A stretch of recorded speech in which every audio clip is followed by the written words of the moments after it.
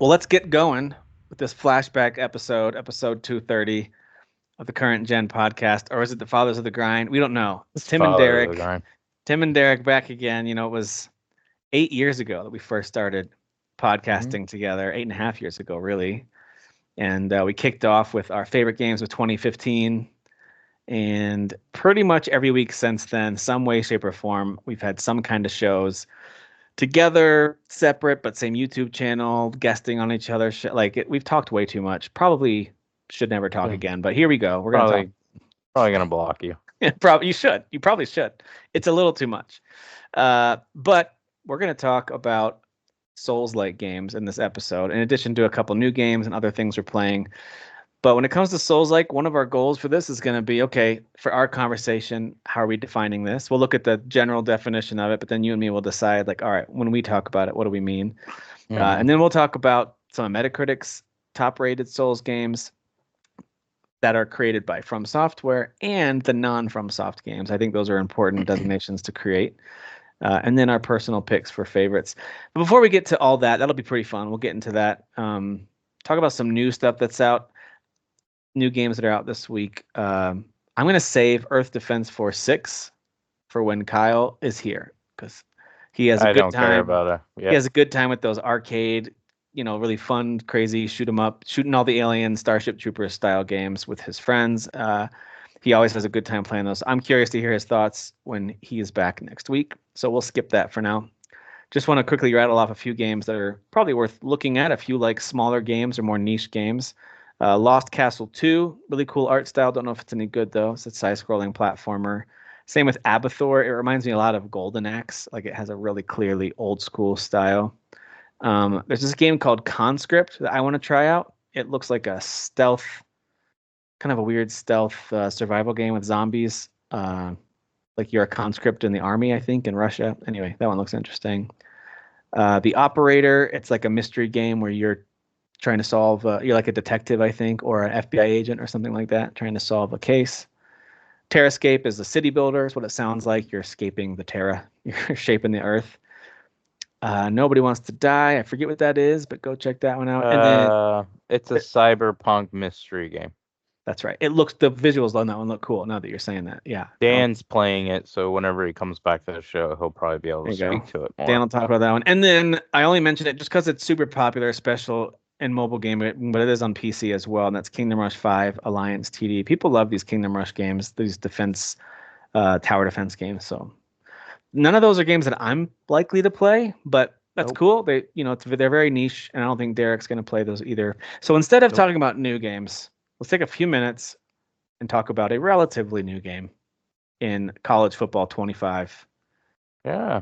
Derek, I don't know about you, but I've been spending way too much time with this game. Like I probably an unhealthy amount. I have too. Like last night I had like a lock in with the young adults group that I probably shouldn't say that I lead it because that would scare people, but I do. And I ended up playing like 5 hours with this one dude. He kept playing with the Gators. I tried to switch it up a little bit. Obviously, I beat his butt with Michigan Hmm. the first time. Then I was like, oh, I haven't used Oregon yet. I'll try Yeah. Oregon. And he beat me. I couldn't do a dang thing. And he's like, bro, chill. I'm like, because I'm freaking out. I'm pissed. I'm like, you don't understand. Oregon's supposed to be better than Michigan. Why can I not do anything at all? Like, I just keep turning the ball over. I can't run it. Mm. I can't do anything. And then we played our tiebreaker match because he won by like 3, and I blew him out like 56-14, and he quit in the third quarter. But I took Michigan again, and I know their playbook. I know everything. So Yeah. I was like, that's it. Going forward, I'm just using Michigan. But yeah, Hmm. I've been playing the heck out of that game. I played one season with Michigan, and and won the national championship, of course. Yeah, dude. Of course. And surprisingly, I was trying to get Donovan Edwards to win the Heisman. So I Yeah. kept racking up stats. I had over 2,000 yards rushing, Mm. had like 34 touchdowns. I went absolutely insane with him. And the game gave the Heisman to Mason Graham, my defensive tackle, who had, I mean, Rip don't get me off. wrong, he had an unrealistic season, but this is a video game. He had like 12 sacks, which is for a defensive tackle A is lot. ridiculous, That's a and a lot. lot of tackles for loss, but he should have not like he shouldn't have won the Heisman. It should have been Donovan Edwards. But overall, it was a fun season. I played it on, just so people know the context, I think there's 4 modes you can play on, like JV or something, varsity. I think there's a Is that? level I above think it's that, and All then American, maybe then Heisman. All American, and then Heisman. I I played think. at varsity, Hmm. which I consider normal mode. It is Um, normal. Yeah. okay, and I'm not, just for people to have context, I have not played a football game in 11 years. The last time I played, though, was probably 3 or 4 years ago. It was I updated the rosters. It was when you and I were doing the podcast, Yeah, we and you played were on like, hey, 14. Yeah. yeah, and you're like, I updated my roster. I was like, wait, you can update your roster? He's like, yeah, this guy does it every year. So it was probably 5 or 6 years ago, actually. Yeah. It And was fun to go back to revisit that. But so I downloaded the updated rosters and I played only like 2 or 3 games. I didn't even play a whole season with mm, Michigan because I think it was because they weren't that good, and I was just yeah. like, oh, this sucks. Um, so anyways, I don't consider myself good at football games, and even though I'm an avid fan and have some knowledge of like defenses and offenses and stuff like that, Mm. I am in no way or shape or form a pro where I watch what you're doing and I'm like, I can figure you out Oh yeah. before the play even goes off. Like I know when you're in man or zone. I mean, that's simple. You just have somebody Hmm. move, and then if they don't move, if the player doesn't follow it, they're in the zone. So stuff like that. Or I'm pretty good at picking up on patterns. That's why I was able to beat that kid really bad the third times because I was like, I know what you're doing. Like you're just doing the same thing every time, so I'm just gonna destroy you. Yeah. Um, so I'm pretty good at that. But as far as my abilities at these games, no, I'm not very good. So varsity, the reason I shared all that is varsity in the beginning, especially on Michigan's schedule, you get like an easy game to start. That was easy. Then I had to play Texas, and that was kind of challenging because Did they play them this I year? I play them in Oh, the second game. but they played for real this year in September. Hmm. Dang. Okay. Yep. Yeah. At the big house. Mm. Um oh, you want to just side note? I did not know this. The guy I was playing against, he's a big Florida fan. He's like, Florida has the toughest schedule. I'm like, yeah, right, bro. No, I Michigan's think schedule is it's really literally hard. the toughest in decades. Yeah, dude. He showed me the schedule, and I was like, Yeah. wait a second, bro. These guys don't even get a week off. They literally only play one no name easy team all season. The other 11 or 12 games on their schedule are all ranked opponents. Like, Yeah. I'm like, who wrote this schedule? Like, Yeah. this is the If worst. they finish the season with like two or fewer losses, they must even three or fewer losses, they must be in the playoff because like that is an insane Yeah, schedule. For any it's of you who follow absolutely college crazy. football, here's the quick rundown. They have to play Miami at home, Texas A&M at home, at Mississippi State. By the way, A&M and Mississippi State are both really good SEC teams, so don't like Yeah, those are not teams you can sneeze at. Then they go UCF at home, at Tennessee, Kentucky at home, Georgia at home. I don't know. Georgia's like the Florida Georgia line. It's not at home. It's like a yeah, it's middle. Jacksonville. Yeah.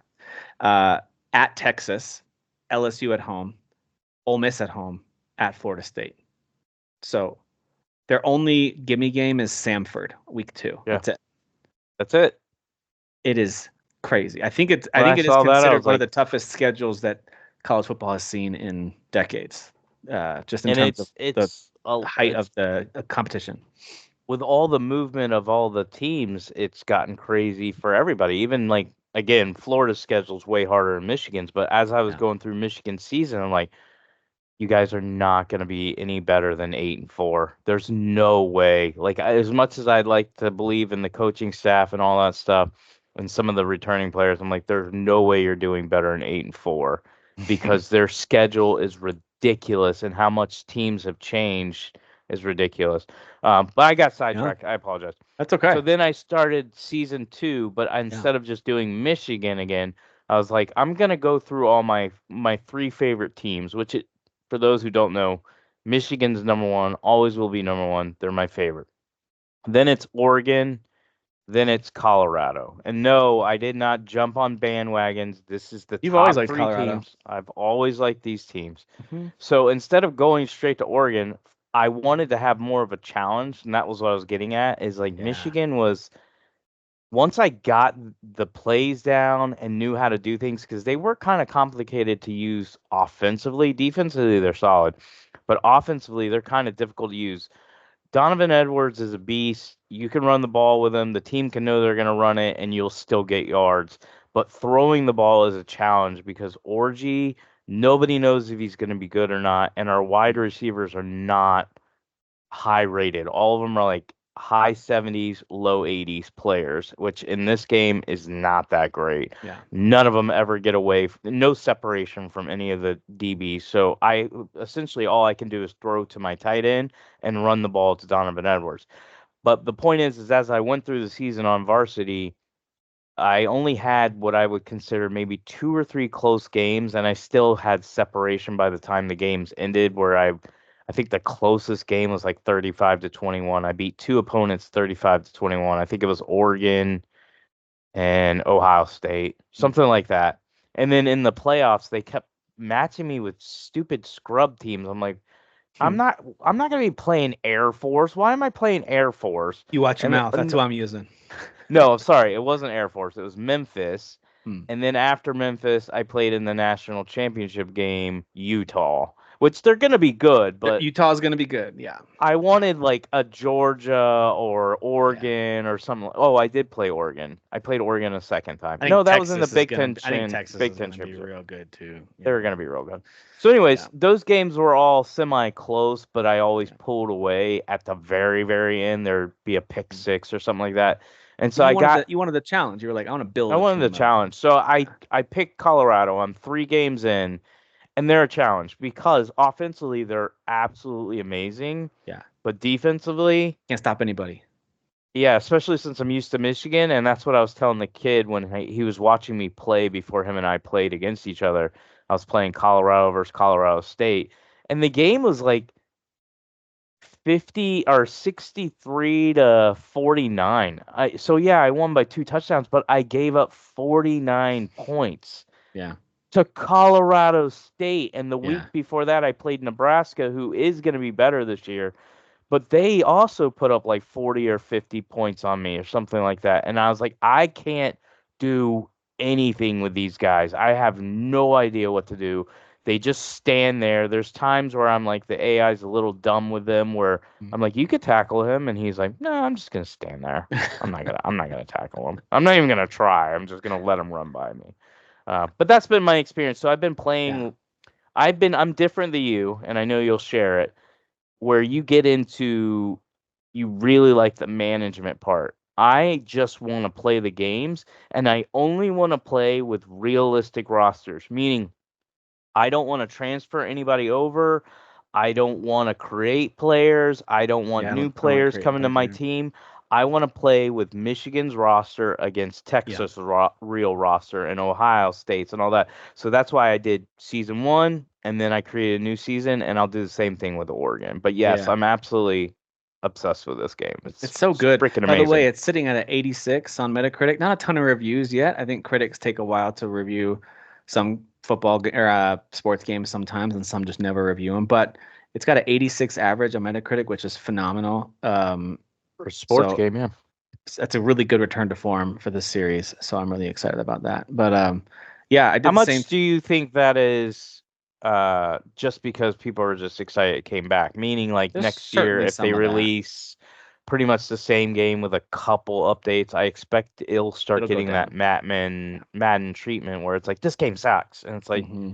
10 years ago you guys were whining and crying for a game. They give Yep. it to you. Just be grateful. Who cares if they copy and paste? Yep. Agreed.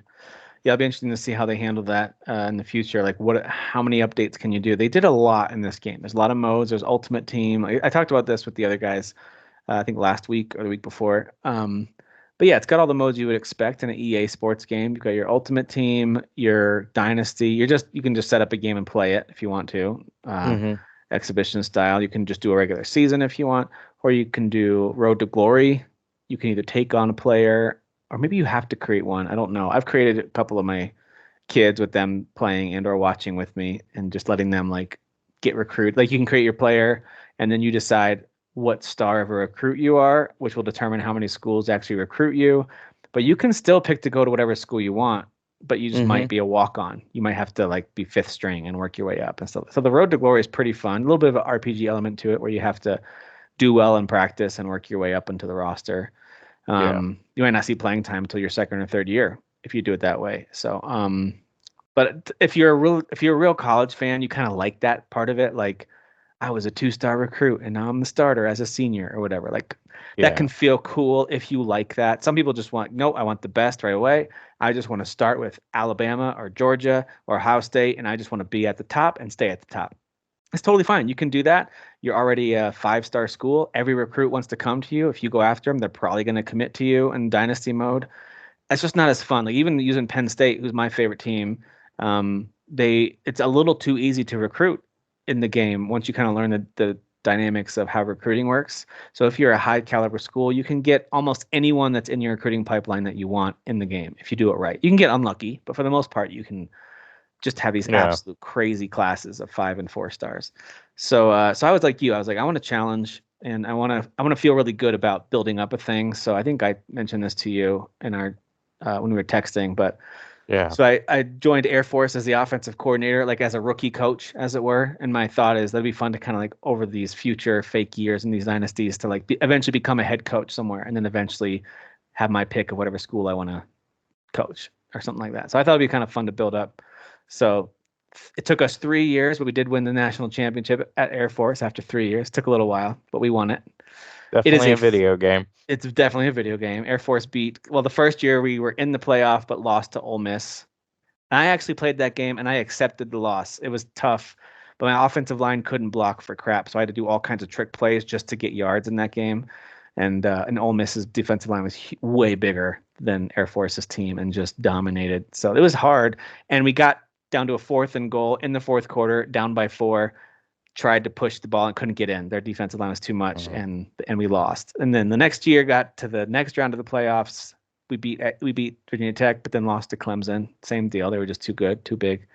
And in the third year, we beat Clemson in the championship game. So it was a lot of fun. Like it felt like progression. And then every year we can get like the first year I could only recruit 2 stars and a couple of 3-star players. The second year I was able to get a whole bunch of 3 stars and I think I got 1 4. And then this third year I already got 1 5-star recruit and the most of the rest are 3s and 4s. So it just feels like it's that RPG progression. It's that dopamine fix of like improving. I really do like that, man. And I think this game handles that really well, at least for what I'm looking for. Some people might not like it, but I really like that. I think it's a lot of fun. And I Air think it Force is a sounds cool. challenging offense to use. Like they are all about the option, like so many options and triple options. You have to read the defender and that kind of thing. Like most teams have an option play or two in their back pocket. Some teams really lean on it. In the case of Air Force, it's their bread and butter. So they like really lean on it. So yeah, I'm getting used to it. I like their playbook. It's a lot of fun. So I'm enjoying this game. I think it's a blast. I think the gameplay is good. I don't know what I would do any differently. It still feels like an EA Sports football game, but I mean that in a good way. Like I like the way EA Sports games play. It's got some new tweaks here and there, but for the most part, it plays like you would expect. It's good. It plays really well, and the atmospheres are incredible. The I atmosphere. think the only so I'm gonna and I normally do this because I try to be fair. I'm gonna speak out of both sides of my mouth. You could nitpick this game, especially Michigan. I saw it, but more with Colorado, with some of the AI defensively and offensively, as far as like. And again, I'm only playing on varsity. This is Yeah. why I'm gonna speak out of both sides of my mouth. So for me, I don't know how they would do this, but like some of the stuff to like make big plays and stuff like that is simply just because the AI just doesn't go for the guy. Yep. Agreed. Or, hey, this pass really should be picked off. It's so easy. It was such a terrible throw. But we want Derek to win, so the AI for the other team's just going to drop it. And again, I know this happens in real life, but I'm talking the amount of times it happens where the defender's there and I screwed up. I threw a terrible pass. Maybe I threw a line drive when I should have floated it. Or I do get frustrated with some of them that it's like, hey, I'm lobbing this, the receiver's open. How did the defender still get there 3 yards Perfect away timing with and the knock it hand. down? I'm like, Yeah. is my quarterback really that bad that he throws it down? Um, Stuff like that. So there's some balancing that they could do. Hmm. Um, and then, like I said, the issue is I haven't played it on more difficult, where maybe those AI issues aren't really there because they're like, well, we don't have to hold back. We can pick you off as many times as we want, or we're gonna have the defense be more aggressive and go after you and not take bad angles or just stand there in some circumstances. The other thing, and really experienced this last night trying to play that guy. There were times where I was like, oh, I see what he's doing. Let me switch to this guy who's close to him so I can make the sack or whatever. Because if I don't switch, I don't trust the AI is going to go hit him. He will Mm. run to him, but he's not going to go dive and hit him real hard and give him enough time to throw the ball. And then when I would hit circle to switch, it would switch to another character. Like it would switch to the corner that he's going to throw to instead of the linebacker that's driving towards him. And I would do the hit stick and it switches to the corner thinking it was going to the linebacker about ready to hit the quarterback. He throws the ball, goes to his receiver, and my cornerback just dives out of the Like an play. idiot. Yeah. And it happened like 3 or 4 times. And I'm like, this is a very frustrating because I know what I'm trying to do. You still Yeah. have the football. I am trying to get to this linebacker to hit stick you. I want to jar the ball loose or something. And instead, it's switching to the corner who's now diving out of the play. And now Mhm. you just got an easy touchdown. So there's some stuff that I don't know. It's easy for me to complain about. I don't know how you fix some of that stuff because they don't know, they can't read my mind. Does Derek want the linebacker who's blitzing, or does Derek want the corner? Mm. I don't know. So Yeah. I don't know how they do that. Um, but also they could kind of fix some of it with the AI being better because some of the AI is off where it's like, dude, you should have hit him. There's times where like Mason Graham, who's like a 95 in the game.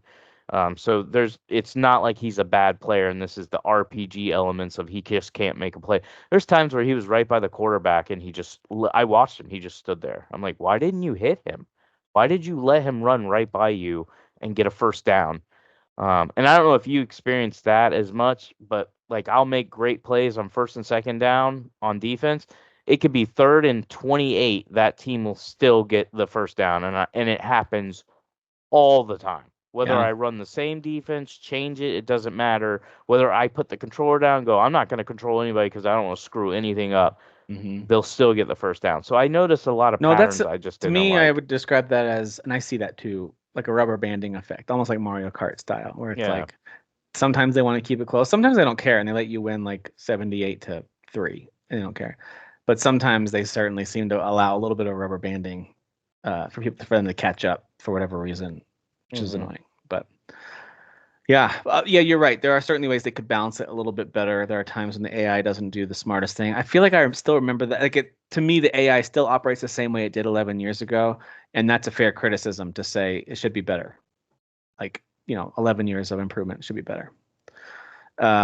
So yeah, overall, I think it's fair to say we both like it. It's really good. It's a nice return to form for this EA Sports franchise.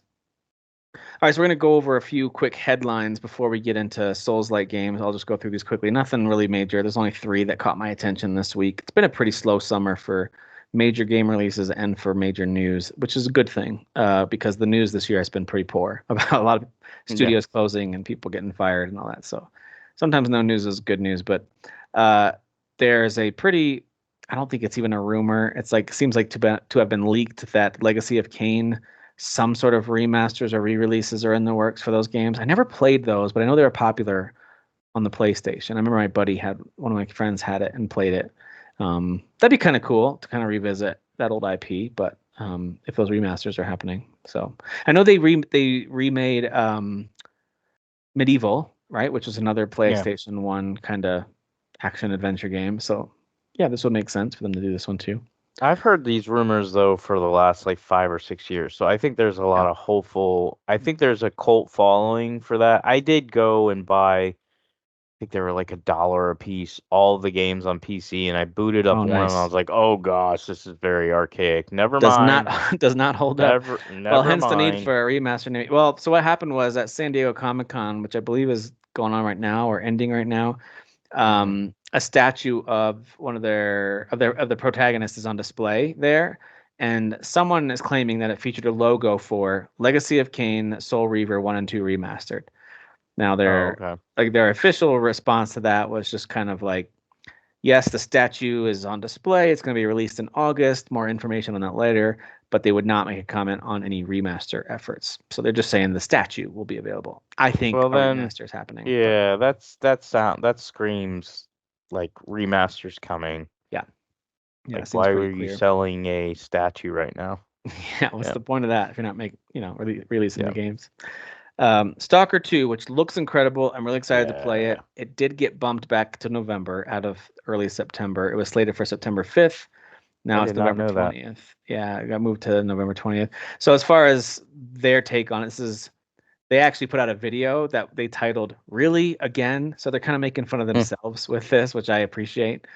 They said, "We know you might be tired of waiting, and we truly appreciate your patience.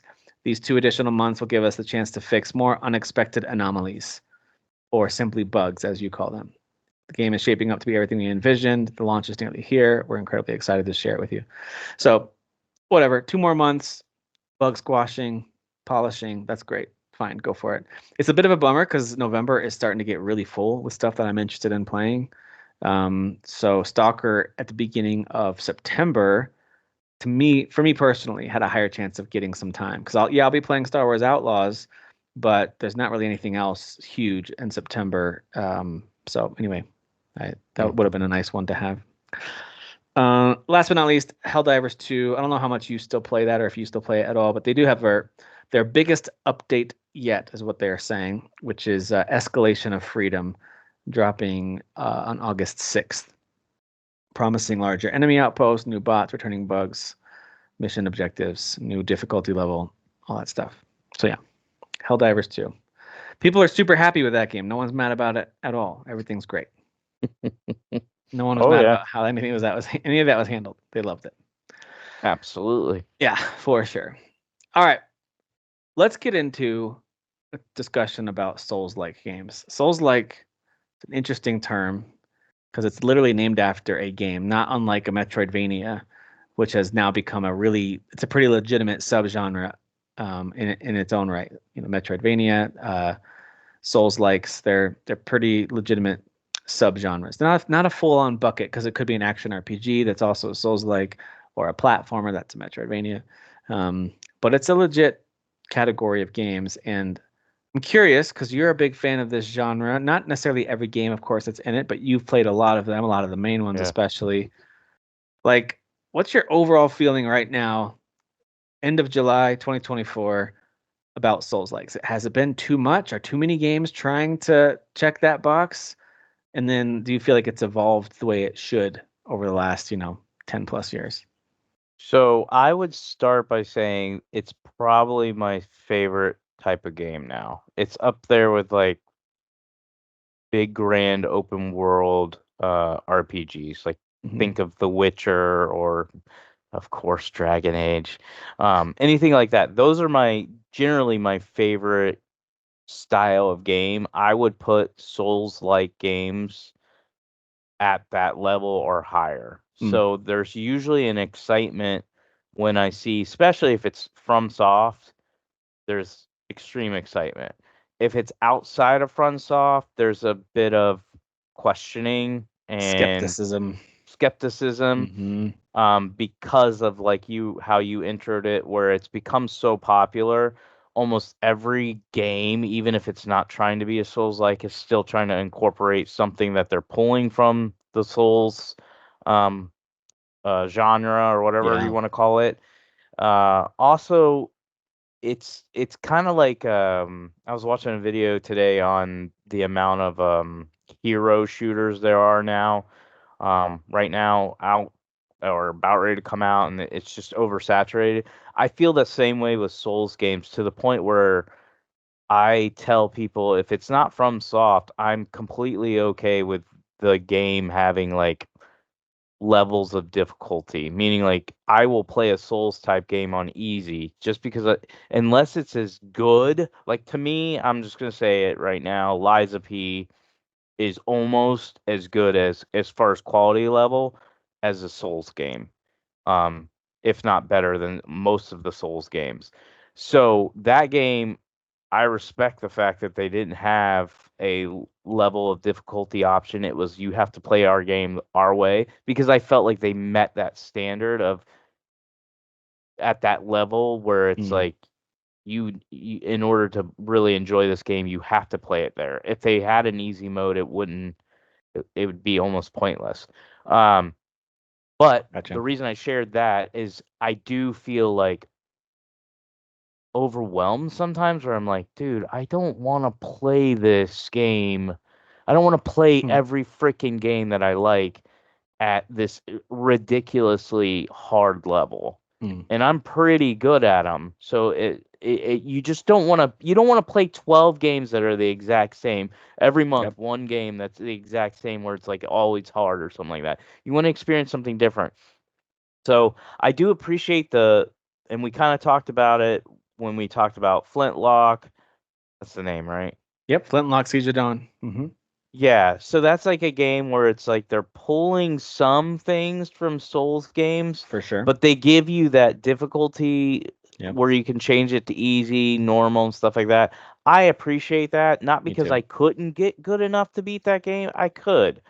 I'm just gonna say it right now. I don't have a desire to, and that's because, in my opinion, it's not even close to the level of quality of any like Souls game. So if Yeah, you're I gonna agree. pull from them, you better be at their level if you're gonna demand me to get good at your game. If you aren't, and you should be smart enough to go, hey, we tried our best, but this isn't that great. This is a solid game. Then I don't mind if the genre is a little oversaturated. If it's kind of like Dan and Kyle and I talked about it on my show, where it's like, hey, this is in the middle. This is pulling some things, but it's doing its own thing too. I appreciate that, but I think it is overall a little oversaturated. Yeah. I would like for somebody else to figure out something else, like to start borrowing from that type of genre than just going every game must be from software Yeah. Yeah. or pull something from it. Like even like, and I don't get me wrong, I like this game a lot. I rated it high in our top 10. I think it was last year. Jedi Survivor. Hmm. So I don't have a problem with it pulling it. So let me first of all say that because again, they give you modes anyways. You can do easy, normal, or hard. Hmm. But I think the only reason they did that is because they're like, this is really popular genre. We need to fit it in some way. When in reality, you really don't. You don't have to. Yeah.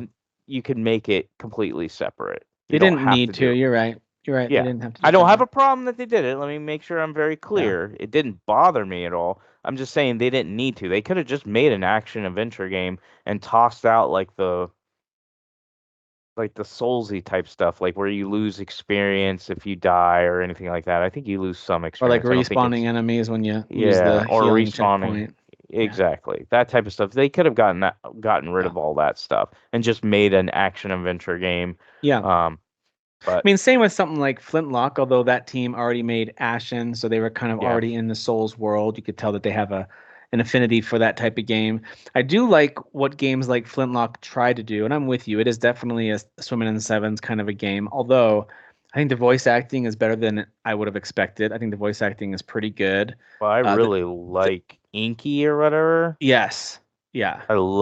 I don't It know. He it's could we read talked about me it last week a little bit a about book how to like sleep.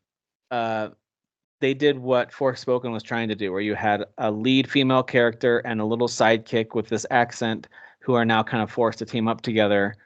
But it works, and their dialogue actually makes sense, and they're likable people and or They're characters at way least, more likable. Yeah, and because we they're talked well about written, it. you know. So Because I listened to you guys talk about that, and so mm, then when I had Dan and Kyle on my show, I did mhm. bring that up because I was like, I know you guys are Forspoken haters, but I appreciate, uh, while I don't agree with all of your opinions, not just you, Yeah, all three of you in general, all of your opinions on Forspoken because I have beaten it.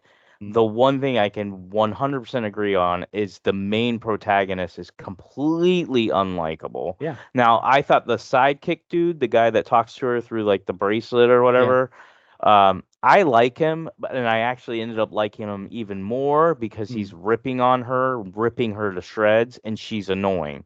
But comparing it to something like Flintlock, where I don't find she's almost the exact same. She's a black female, and I don't find her annoying. And Yeah. she's angry, so Well, it's not like you can be like she's a she's super heroic, feminine. good person. The lead character Yeah, of Forspoken is a self-centered, not great person. very snobbish and Yes, just and that's just how entitled they and wrote. annoying. That's how they wrote the character. Yeah, Like the yeah, the character from Flintlock is a confident hero. She's a heroic character who's easy to like and root for, just like the characters in Banishers. That's why I love Banishers so much because those characters are very heroic and likable and easy to root for. So like that's all it takes sometimes. Just anyway, so it's interesting. You were talking about some of the different things from Souls-like genres. According hmm to Wikipedia, which as Michael Scott tells us, you can always trust because anyone you can can. add anything, so it's always accurate.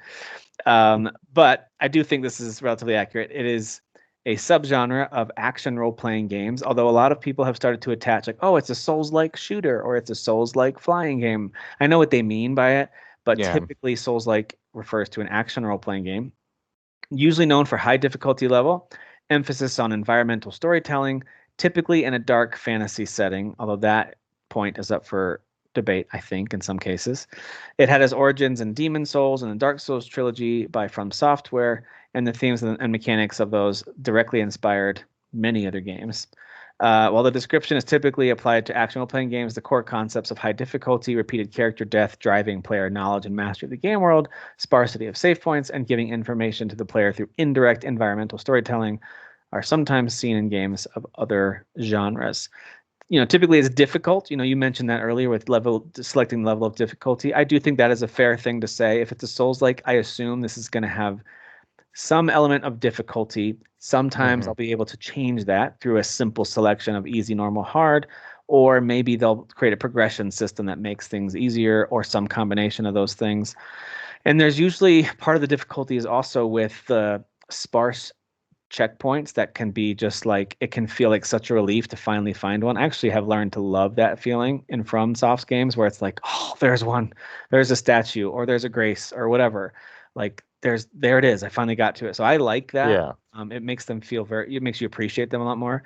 And then other things like currency or experience being lost upon death may be recoverable, at least partially, or ways you can maybe build up a resistance to losing too much of it, or use a special limited item to avoid. Like they give you lots of little tools to mitigate the punishment, but it's definitely there. Um, and then of course it's going to involve very difficult bosses. That's typically a Souls like. You think, oh, there's going to be a big boss fight with a big old health bar, and I'm going to have to figure out how to fight this thing multiple times before. Like those are the things that come to mind for me. The idea of having a checkpoint that refreshes all the enemies if I want to heal myself. The idea of high difficulty.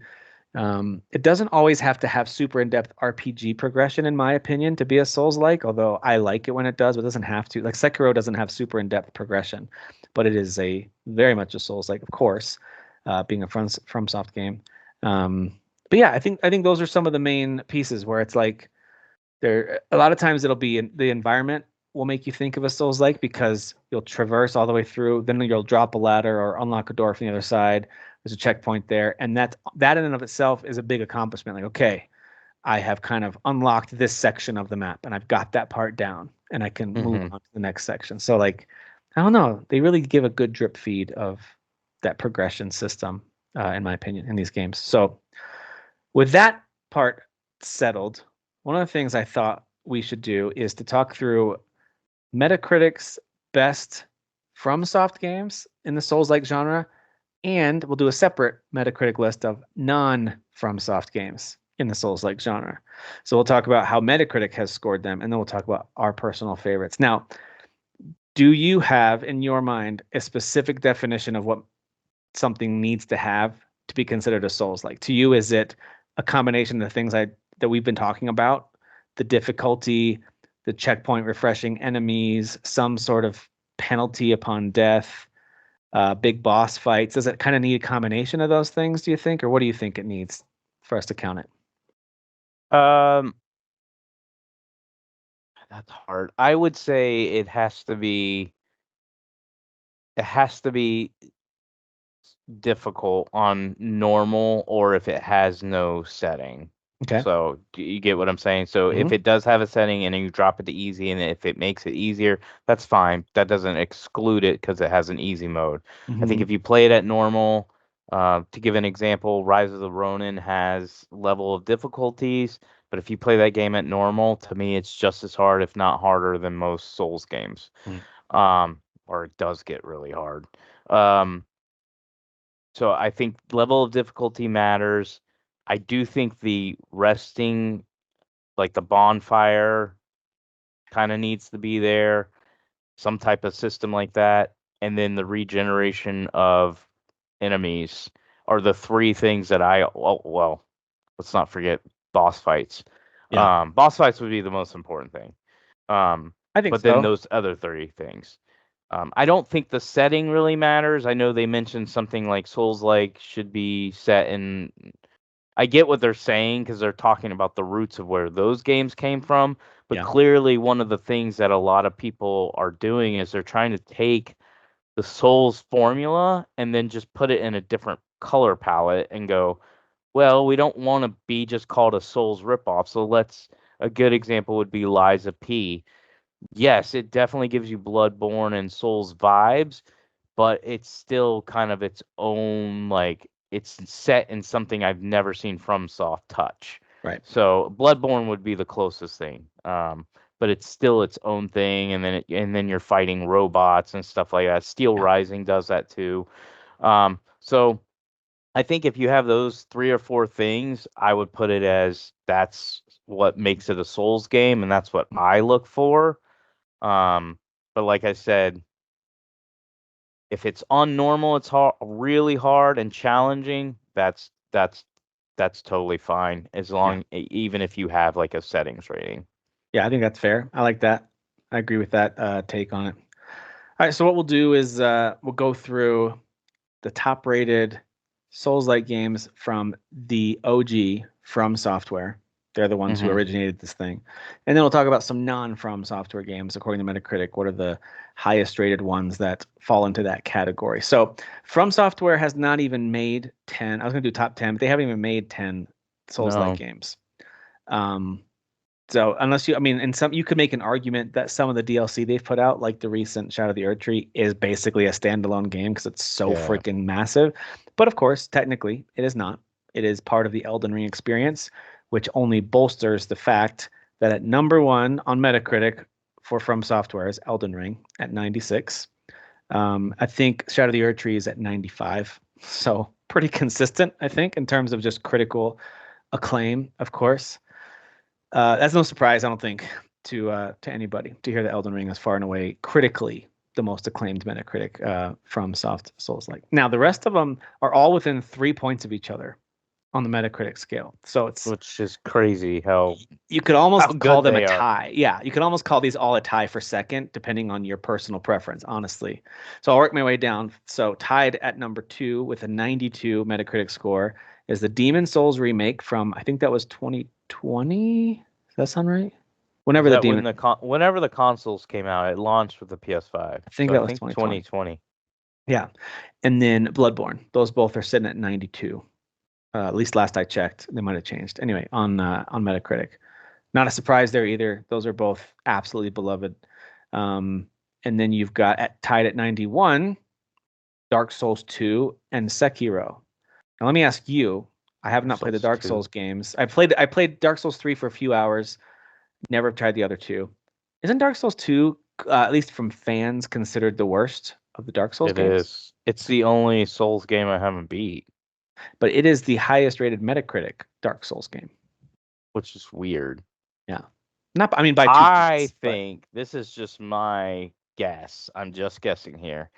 It's the direct sequel to one of the most beloved games. And it is. remember when Dark Souls came out, it was popular, but it wasn't what we know it is now. Like Demon Souls was just where it kind of like Demon Souls was a cult following game because I remember back in the day I bought every game. I'm still Mm, pretty close to that. I bought yep. everything, and I had no clue what Demon Souls was until my buddy was like, "Yeah, my friend blah blah blah is obsessed with this game," and so I remember going online and looking it up, and I was like, "Oh, it's like a third person action adventure game.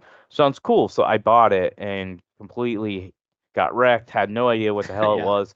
And because I bought so many games, I took it as a loss. It was like Yeah. 15, Move 20 on. bucks at the time, and I moved on. I didn't Hmm. even play it and go, this is totally different. Blah blah. I didn't think that way at all. I had no idea. I just didn't think it was good. And then Dark Souls came out, and I remember when it came out because it launched the same day as Mortal Kombat 9, and I pre-ordered both those games from Toys R Us, Hmm. and I gave Dark Souls a shot because I knew how much everybody loved Demon Souls, and I was like, maybe I was wrong. And it's same story, played it, blah blah blah. But it wasn't as popular Yeah. then. Right. It was It was still still to pretty me a niche. It was cult still like, yeah, classic. It yeah. was niche. So and I'm giving you a long answer, but my thinking is by the time Dark Souls 2 came out, Dark Souls was actually legit like Mm, mainstream. yeah. And I think when So that maybe came you're out, saying the momentum of the first I one think the building up momentum helped. of the Yeah. first one helped the reviewers be like, this game's amazing. And then what I've heard from gamers, and I've played a lot of Dark Souls 2, and at some point I will just go, I'm gonna beat it. I'll tell you why I haven't in a second. Some bosses are some people's favorites, even though the overall game Yeah. isn't anyone's favorite. It's still a good game. I just think it's considered in the Dark Souls trilogy, it's considered easily the worst. Right. Everybody loves 1 the most and 3 is second best, and then it's a huge drop off, and then they like 2. Yeah. Um so that's why I think it's rated that high. I'm actually surprised when you said it because didn't look at Metacritic. I was like, I didn't expect it to review bad. I just like it's the highest rated Dark Souls. Yeah. So in the same thing with Dark Souls, I think that game probably got hurt by some of the reviews because most people probably weren't in the know of how special this game is, and I can explain why it's so special. Because some of the stuff they did was, in my opinion, way ahead of time Hmm. in what they were doing. So. Didn't they create power stancing in two, or you could? I'm pretty sure power stancing started with Dark Souls 2. I could be wrong about that. Maybe I I'm misread not it. sure on that. I just know the thing that turned me off to 2 is the same thing I can't stand about Demon Souls, and that's like you have your health bar, but as you die and stuff, you lose access to that health bar unless you do something to get it back. And I'm like, just give me my health bar back when I Yeah. die. Quit taking away part of my health bar or punishing me even more, to the point where I was like, I don't care about this game. Yeah. Yeah. Well, it is tied with Sekiro, which I haven't played Dark Souls 2. I would imagine that most From Software fans would say Sekiro is the better game, and it's not close. But on Not even Metacritic, they close. have the same score. And then tied at 89, which is also a phenomenal, like, Game of the Year level score, is Dark Souls 3, Dark Souls 1, and Demon Souls, the original. So the OG Demon Souls. Those all are sitting at 89 Which on, is and really impressive. I just picked the highest because Metacritic splits it out by consoles, and so I just picked the highest available Yeah. console score for those. So, I mean, we're talking about a range of 96 down to 89 for From Software games. They do not miss when it comes to this genre. They just don't. They just don't miss. So, I'm very excited to see what they do next. We'll talk a little bit later in this conversation about what we think is going to come next, what we're looking forward to in this genre. But let's talk Hmm. about non-From Software. We know From Software created this thing. They know how to do it. It's like saying Nintendo with Mario, like they just know how to make those games, right? So FromSoft just knows how to make these games. But what about the non-From Software developers that have gone after this? So I'm going to go over some of the games that didn't quite make the top 10. We'll just go Okay. through those real quick. And if you have any thoughts on any of these, I know you've played most of these. Some of them I would say maybe most of them you finished. Maybe one or Yeah. two you've never played. Most of them you've played at least a healthy chunk of. So I know you'll have thoughts on pretty much all of them. But tied at 72 at the bottom of our kind of honorable mention list There's is, 72 games. oh no, Oh. a score of 72. Oh, I was like, what? There's that many Souls there. There probably are a lot more than I have here. Oh, I'm glad you said that actually. I left a lot off. I'm just trying to focus on the notable ones that I think Okay. are worth highlighting, or I Yeah. know that you and I have played or know about. Otherwise, I skipped them. There's tons of indie games that claim Souls-like that I just didn't even bother putting on the list, Yeah. unless one of us have played them and liked them. So, okay. So at the bottom of the list, I think these are like in spots 20-ish. Okay. Um, they are at a Metacritic average of 72. Thymesia, Okay. however you say that, Flintlock, The Siege of Dawn, Okay. and Stranger of Paradise, Final Fantasy Origin. So Okay. those So three. of those three, I first of all, I've played all three of them, but I think, and Dan's gonna hate it, Stranger of Paradise is phenomenal. Like gameplay wise, I'm not talking about chaos. I'm talking Yeah. about gameplay wise. That game and the loot system, it's very Neo-ish Mm, when it comes to loot, but the multiple like the ways you can switch from magic to melee builds on the same character. It was doing mhm. stuff that other games weren't doing, and now I see them borrowing it in future Souls-like games. But super good. I I really actually like like what that you did one. there. You picked your favorite out of those three. Let me give you three others, and you pick Okay. your favorite out of those three. I don't think you ever played Sundered, but it is a side-scrolling Yeah, Souls-like. I don't care about the side-scrolling Yeah, stuff. Yeah. it is a really good one. I know I say this a lot about side-scrolling games. It is an excellent Souls-like, but it just happens to be side-scrolling. The Surge and Okay. Steel Rising. Those all have a 74. Oh, that one's easy. Surge is decent, but definitely Steel Rising. Hmm. I first of all, anybody who's ever listened to me knows I love the developer. Yeah. Um, so I bought The that game Greedfall, along. folks, if you guys don't know. Yes, yes. Um, but I bought that game at launch. It is a little rough. Like I went back to it because I think they gave it to you for free on PlayStation Plus, Okay. and I went back to it. I played it on PC, so definitely better frames per second and animations, all that stuff, and graphics. But I tried to play it, and I was like, oh my gosh, this is so janky. Like just even the gameplay. I'm not talking about frames per second. Very janky. And I was like, okay.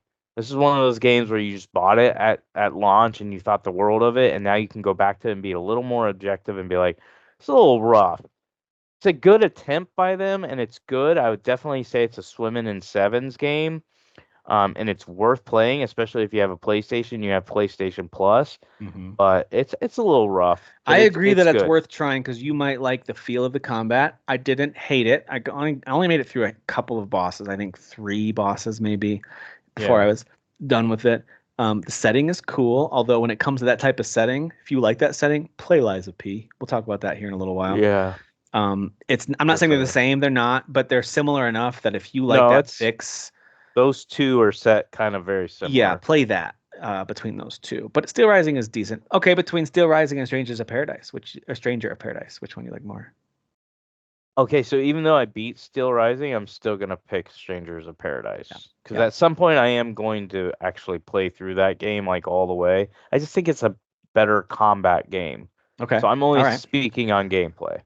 I kind of like this pattern. Let's keep going with these next three. They're all in the 75 or 76 range, so really close to each other. We've got and let me see if I split this up correctly. Yeah, yeah, that's fine. Let's go with Code Vein, Rise Okay. of the Ronin, Mortal Shell. Those three are great. First Yeah. of all, let me say that since I am gonna only focus on one, but all three are great. Code Vein, I know Jesse White, that's his favorite Souls-like game, but he's not a It's a big very Souls unique person. anime style in a futuristic That setting. one's Yeah. yeah, I love the setting. The combat's a little sluggish. There's a little bit of And cleavage then happening in that game. yeah, that well, yeah. And then you said Code Vein, you said Uh, Mortal Shell. I want Mortal to give Shell and quick Rise of the shout out Ronin. to Mortal Yeah. Shell Yeah. since it's not going to win this one. Mortal Shell is a really I would consider it's top tier double A Souls-like game.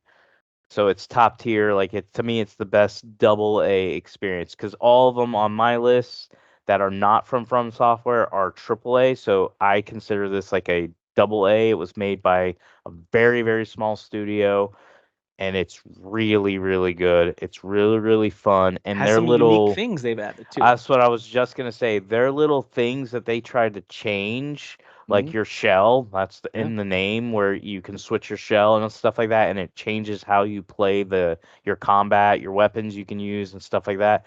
Really, really cool. So I want to give a shout out to that.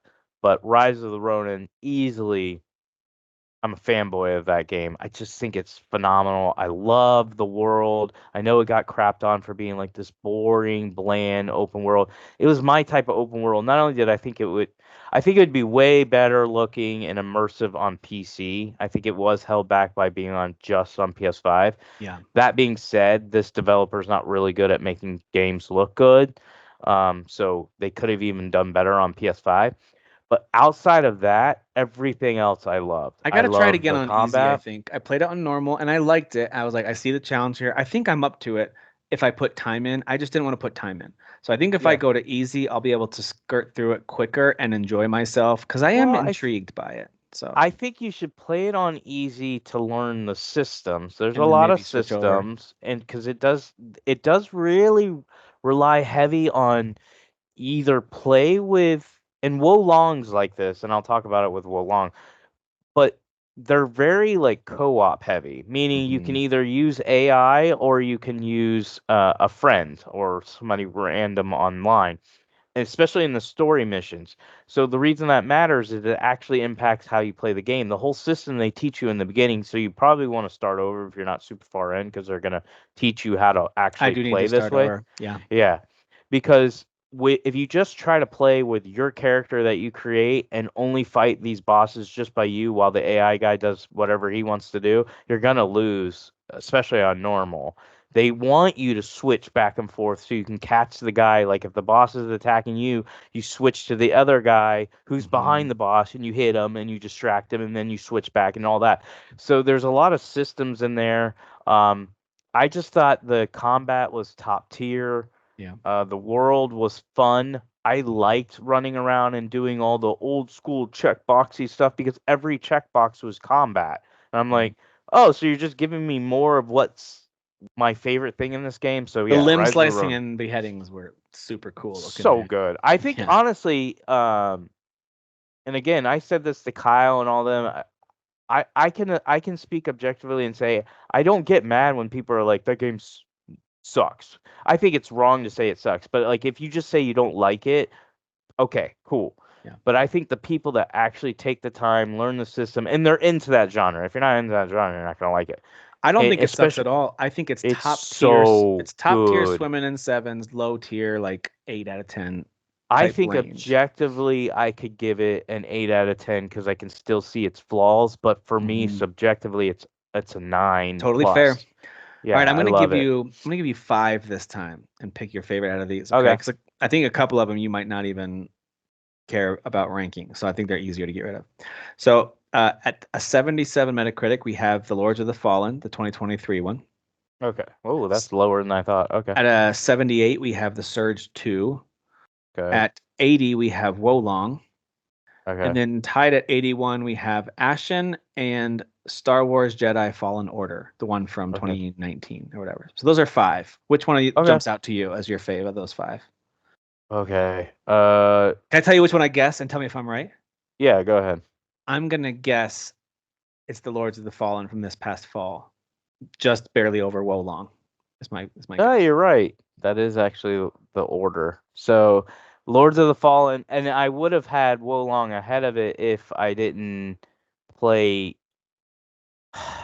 I really should switch it. I'll give you the short version because I don't want to bore you to death. But like, so I ended up absolutely loving Lords of the Fallen after they patched it, right? That's And right. You then did tell I me that. went, Yeah. yeah, and it was a significant patch. Like Hmm. changed everything. And then when I went into New Game Plus, I was wrecking bosses left and right with after the patch, and my character was so OP.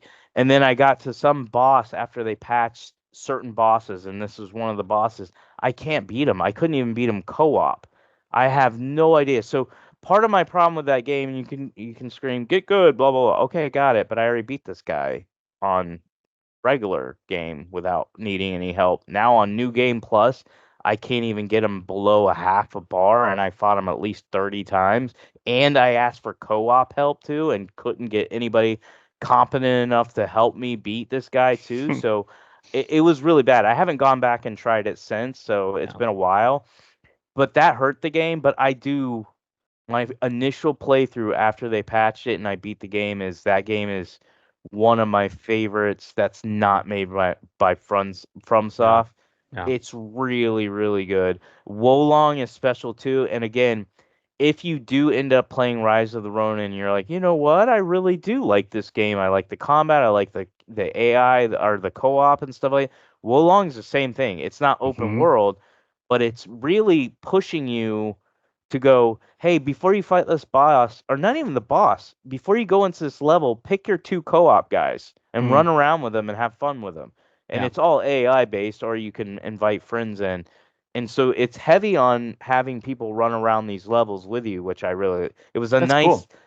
refreshing break from feeling like I have to do everything on my own. Yeah. So Yeah. Wolong is very special, but yes, I I agree love with that. you. Lords of the Fallen is definitely my favorite of those two. All right, before we get into the top 10 Metacritic FromSoft games, I'll give you my quick answers to those little Yeah. groupings. So out of Stranger of Paradise, Flintlock, and Thymesia, to be fair, I only played the demo for Thymesia. I never played Stranger of Paradise, so it's easily Flintlock for me, even though I've only played it for like 3 hours total, maybe. Yeah. Although that is Steam Deck playable, just the text is apparently a little bit small. I think I'm Okay. going to get it on Steam and play it on Steam Deck. I've read some good things about how it plays there. So Flintlock is easy pick for me there. Between Sundered, The Purge, and Steel Rising, Steel Rising I played for probably 5 or 6 hours. The Surge, I don't think I've ever played The Surge.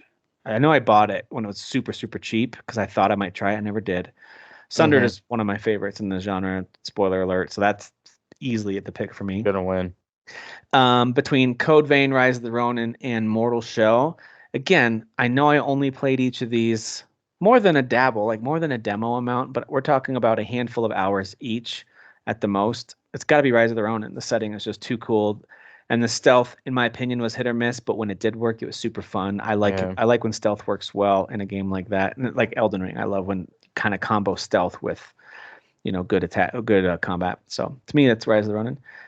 And then when we get into, let's see, Ashen, Star Wars, Wolong, Surge 2, Lords of the Fallen, it's easily Fallen Order. Like, assuming that one counts, some people wouldn't count that as a Souls like. That's totally fair. But for our purposes, I think it checks enough Mm-hmm. boxes as a Souls like to fit the bill. And so for me, it's far and away Fallen Order. Second place would be Ashen. And I know that's more of an indie darling because people are like, oh, it's like artistic. That's not why I like it. I actually thought it was a pretty fun game to It play. was I fun. did beat It it. was fun. Yeah. Um, so yeah, and I think I some of got the things really they far learned in that from one. that game has helped. It helped them in Flintlock. I know Flintlock reviewed worse. Technically, I understand that because they went from trying to make an indie game with like blank faces and blank palettes, and now they're trying to make what looks like a high-end double A game, almost triple A level of game. So people are giving it more scrutiny. I totally understand why the Yeah, scores the are lower. standards are different because you Standards are now different. have voice actors, which means people Exactly. want a competent and good story. So Exactly. it goes beyond that. Yeah. So, so yeah, those are my picks out of the grouping. Let's go through the top 10 here. The top 10 non-From Software Souls-like games according to Metacritic. Starting at number Okay. 10, and then we'll talk about our personal. We'll go through our personal list after this. I'll just go through these 10, and then we'll go through our personal picks after this. Okay. So at number 10, we've got Remnant from the Ashes at an 81 on Metacritic, which technically is tied with Ashen and Star Wars Jedi Fallen Order, but it did have overall better scores across all the consoles. So Remnant Okay. from the Ashes is at number 10, the first one, of course. Makes Uh, sense. at number 9, we've got Blasphemous, that EA published indie game, Yeah. a side-scrolling game. A lot of people like that. That's got an 82 on Metacritic. Another side-scroller version is Salt and Sanctuary at 84. I think people actually love that one. That's one that I That know first people. one, yes, The I heard first one. more complaints about the second one. Same here. Yep, same here. So that one's got an 84. Now there's three of them tied at 85. So we'll start with Remnant 2 is at an Okay. 85. Of course, that game came out just last year. Already has had some great DLC. That game, kudos to them for improving it and really supporting it well, I think. Mm-hmm. Also at 85, we have Lies of P, which I'm sure we'll talk about both of us here in a little bit. And then Neo 2, also at 85. is at number 5. So Neo 2 is sitting there at number 5. All right, number 4 at an 86 on Metacritic, Star Wars Jedi Survivor. It's at an Okay. 86, which is of course the one that came out in 2022. Was that when that came out? Anyway, whenever. I mean, was that last year? I can't remember It was now. last year. Was it last year? Okay. Pretty sure it's last year. And then tied at 88, we have Ender Lilies Quietus of the Nights, which by the way, I just started a new playthrough on my Steam Deck because I'll be traveling soon. I'm trying to like figure out what do I like to play on the Steam Deck, and that's one of them. That game looks awesome and it plays really well. I don't know if you've played it. You're a little white priestess and you like use these summoned spirits to fight It's for you. one of them my wish list. I didn't realize it's a Souls-like though. Yes, because there's like little benches where Hmm. you rest on. You can lose things if you die. Is it You really hard? No, but it is Okay. side scrolling, so that is a knock for some folks. I get that. Yeah. But it had Um, cool animations. It it looked did cool. and they already have a sequel, which is also reviewing super well. Which I did not include here. Also at 88, at number 2 is Neo, the original Neo game. Yeah. The That better one, Sasan, the better one. I think it's the better one too from what I've played of both of them. Also, it has the first main boss is named Derek. So, I mean, Winning. And he was weak and pathetic, so thanks, Tim. he's easy to beat at the beginning. Yeah. Yeah. And at number 1 according to Metacritic for Souls like non From Software is Hollow Knight. Yeah, So that's definitely not a Derek game. not a Derek game. It is a many people love this game and can't wait for the sequel, of course. So there you go. Yeah. There's your top Metacritic non From Software Souls like games. Let's talk So about there's our a lot of quality ones out a there, lot of quality ones. Let's talk about our which is favorites. good. Let's do our top 5. Okay. I don't know about you, but I've got a couple of like uh honorable Are we gonna mentions. do top 5 for FromSoft too, or are we just Mhm. doing okay? Just want Yeah. to make sure. So first is non From Software games. Okay. So do you have honorable mentions that didn't quite make your 5? Even if you don't want to Yeah. talk about them a whole lot, just like here's the ones that almost were on Yeah, there I but won't didn't make talk your about them 5. a lot because I got to kind of talk about them as you were going through Metacritic. So my honorable mentions will be Mortal Shell. Mhm. These are in no particular order. Okay, Steel Rising, Code Vein, Neo 2, and Neo. nice. My list is pretty similar. For my honorable mentions, I've got Mortal Shell, Steel Rising, Neo, and Flintlock: The Siege of Dawn are my honorable mentions that I've really enjoyed that are non FromSoft games. And I could see Flintlock joining I that. think I'll like Flintlock the more I play. I just love that setting so much, and I really love the way the gun works as well as a way to like deflect certain attack types. I don't know. I just really Yeah, like as it. you upgrade, I really, by the way, I really do like that game. I like Yeah, it a lot more than I've seen other people talk about it. So, right. and Me I'm like, too. I think I'm like you. I'm like 3 hours in. I didn't put it on here because I didn't really even think about it like as a Mm-hmm. Souls-like, but I would Sure. say another honorable mention would definitely be Strangers of Paradise. Oh, good call. Yeah, you did like that one a lot. Okay. All Yeah. right, let's start with the number 5s. I'll go first with number 5. For me, it's Ashen, sitting at number 5. I really enjoyed that game a lot. That was early on in my, let me give these Souls-like games a try. So I probably have it Yeah. higher than I would have if I had played a ton of Souls-likes ahead of time, to be fair. But I really enjoyed that one. What's your number 5?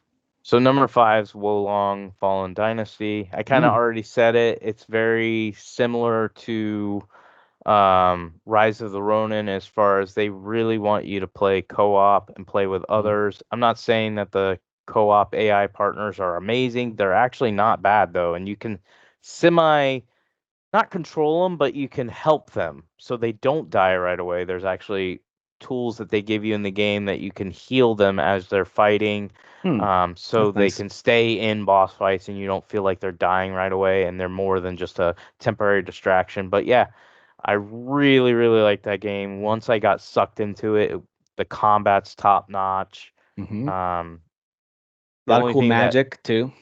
oh yeah, a lot of Yeah, cool builds. yeah. Definitely a fun game. All right, why don't you do number 4 with like a snake draft style?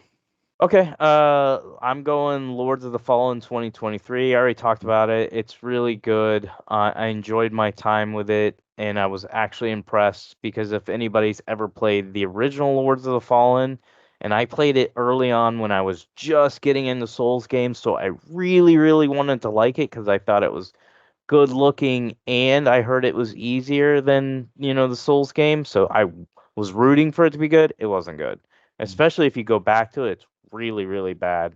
Yeah. Um, now that you've played more Souls games and you know what good combat is. But this one was very impressive. I was really shocked by how well they made this game. Nice.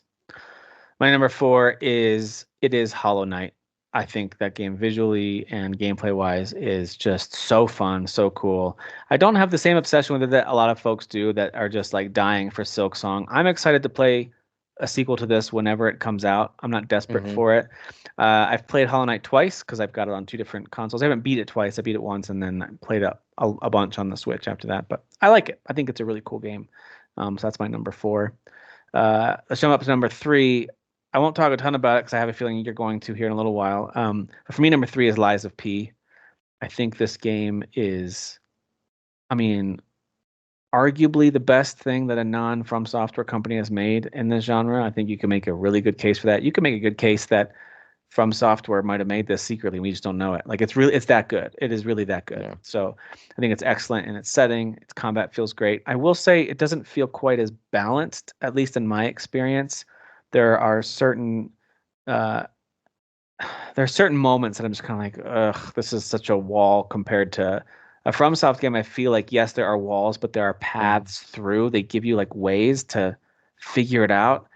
There are times on Lies of P where it feels like, all right, they're just gonna make you have to beat your head against the wall till you get past this part. So there is something a little more there with Lies of P that's not quite perfectly balanced. That is such a nitpick though. It's an excellent game. So what's your number three? Uh, I'm really shocked that this is number three, but it's definitely deserving. In fact, to be honest with you, I wanted to put it at two, and that's Stellar Blade. Hmm. I just think it's fantastic. It's one of those games where I it's didn't even like, list it on our list of Souls likes. I forgot that it's considered kind of a Souls like. I forgot about that. yeah, I'm gonna put it in there just because, again, it's a game, if you put it on normal, extremely difficult. It definitely has camps, and it definitely has ridiculous boss fights that are really hard. Yeah. It By the way, has a that would have decent been, for the story too. record, that would have been just outside our top 10 anyway. Whew. It's at a 81 on Metacritic, so we're clear. And it was made by a developer who had never made like a AAA experience like this. So it's Um, kind of like Liza P for me, where it's like, where did these guys come from and how did they nail it so well? And yeah, yeah. Stellar Blade is fantastic, absolutely fantastic. And like I was saying, it has a good story too. So another one, if there's like three games that I would say, hey, I wish Tim would play and beat it, and I would, That's well, one of them. four. I'm gonna throw four of them in. I'm gonna say Stellar Blade, Rise Yeah. of the Ronin, Liza P, and you gotta have Dragon Age Inquisition. That's always That's gotta be always there. going to be in there. Um, I got to beat that stupid Lies of P boss, the dumb monster in the cathedral. I couldn't get past him. The one who like spins around eventually. It's the big, and then like it has like the big priest that comes out of its body. Oh, okay. It's a creepy big blobby monster, I and know who you're talking about. it's one of the most Yeah. frustrating bosses. But that's okay. Um, all right. What's your number two? And then I'll go 2-1, and Oh you yeah, give me your yeah, number one. yeah. Number two is, and again, it's interchangeable with Stellar Blade, is Rise of the Ronin. Mhm. I already talked about it. I think it's amazing. I'm always gonna root for it because I just feel like they nailed what is most important to me in Yeah, these type of games. They nailed it, and they did and they give you an such open world to explore. exactly, and they Hmm. did such a great job with the combat. And like you were mentioning earlier, when you actually deflect and stagger somebody and then go straight in and cut their head off or something like It's that, very satisfying. it's extremely Yeah, satisfying. yeah, agreed. Extremely satisfying. Totally agree. All right, my number two game on this list would be Sundered. I think a combination of the art style. This is the Thunder Lotus team who made Jotun and Spiritfarer, and most recently they have that 33 Immortals game that has kind of done a couple of open betas that I've really enjoyed. But yeah, Sundered is a pure side-scrolling Souls-like game.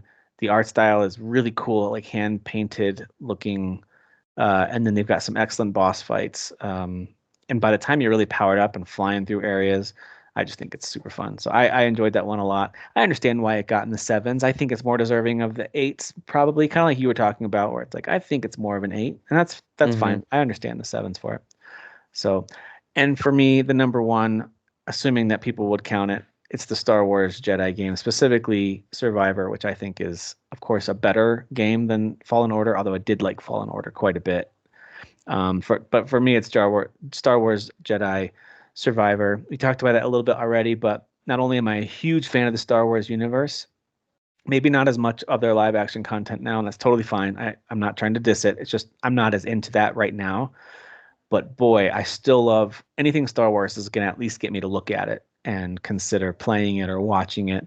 It's always going to have a special place in my heart. So I love the setting, of course. I think the stories Hmm. and characters and voice acting are amazing. And I think the combat in these games, when you really get in a groove and you pick a stance that you like, boy, is it satisfying. So I love Jedi Survivor. To me, and I played it on normal, so I didn't like try to make it super Yeah. difficult. But there were some boss fights that I was like, oh boy, this is going to take some No, work. it gets hard. Yeah, Yeah. it gets hard. Yeah. So I loved it. What's your number one? Let me guess. No, you go ahead. Shocking, shocking. It's well, first of all, I own Sundered apparently.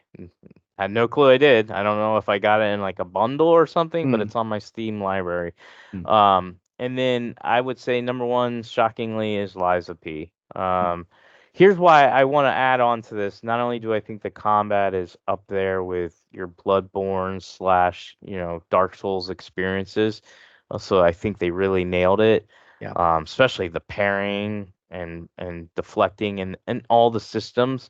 They also listen to their like from Soft, they also listen to their community because they did have some balancing issues that you were talking about.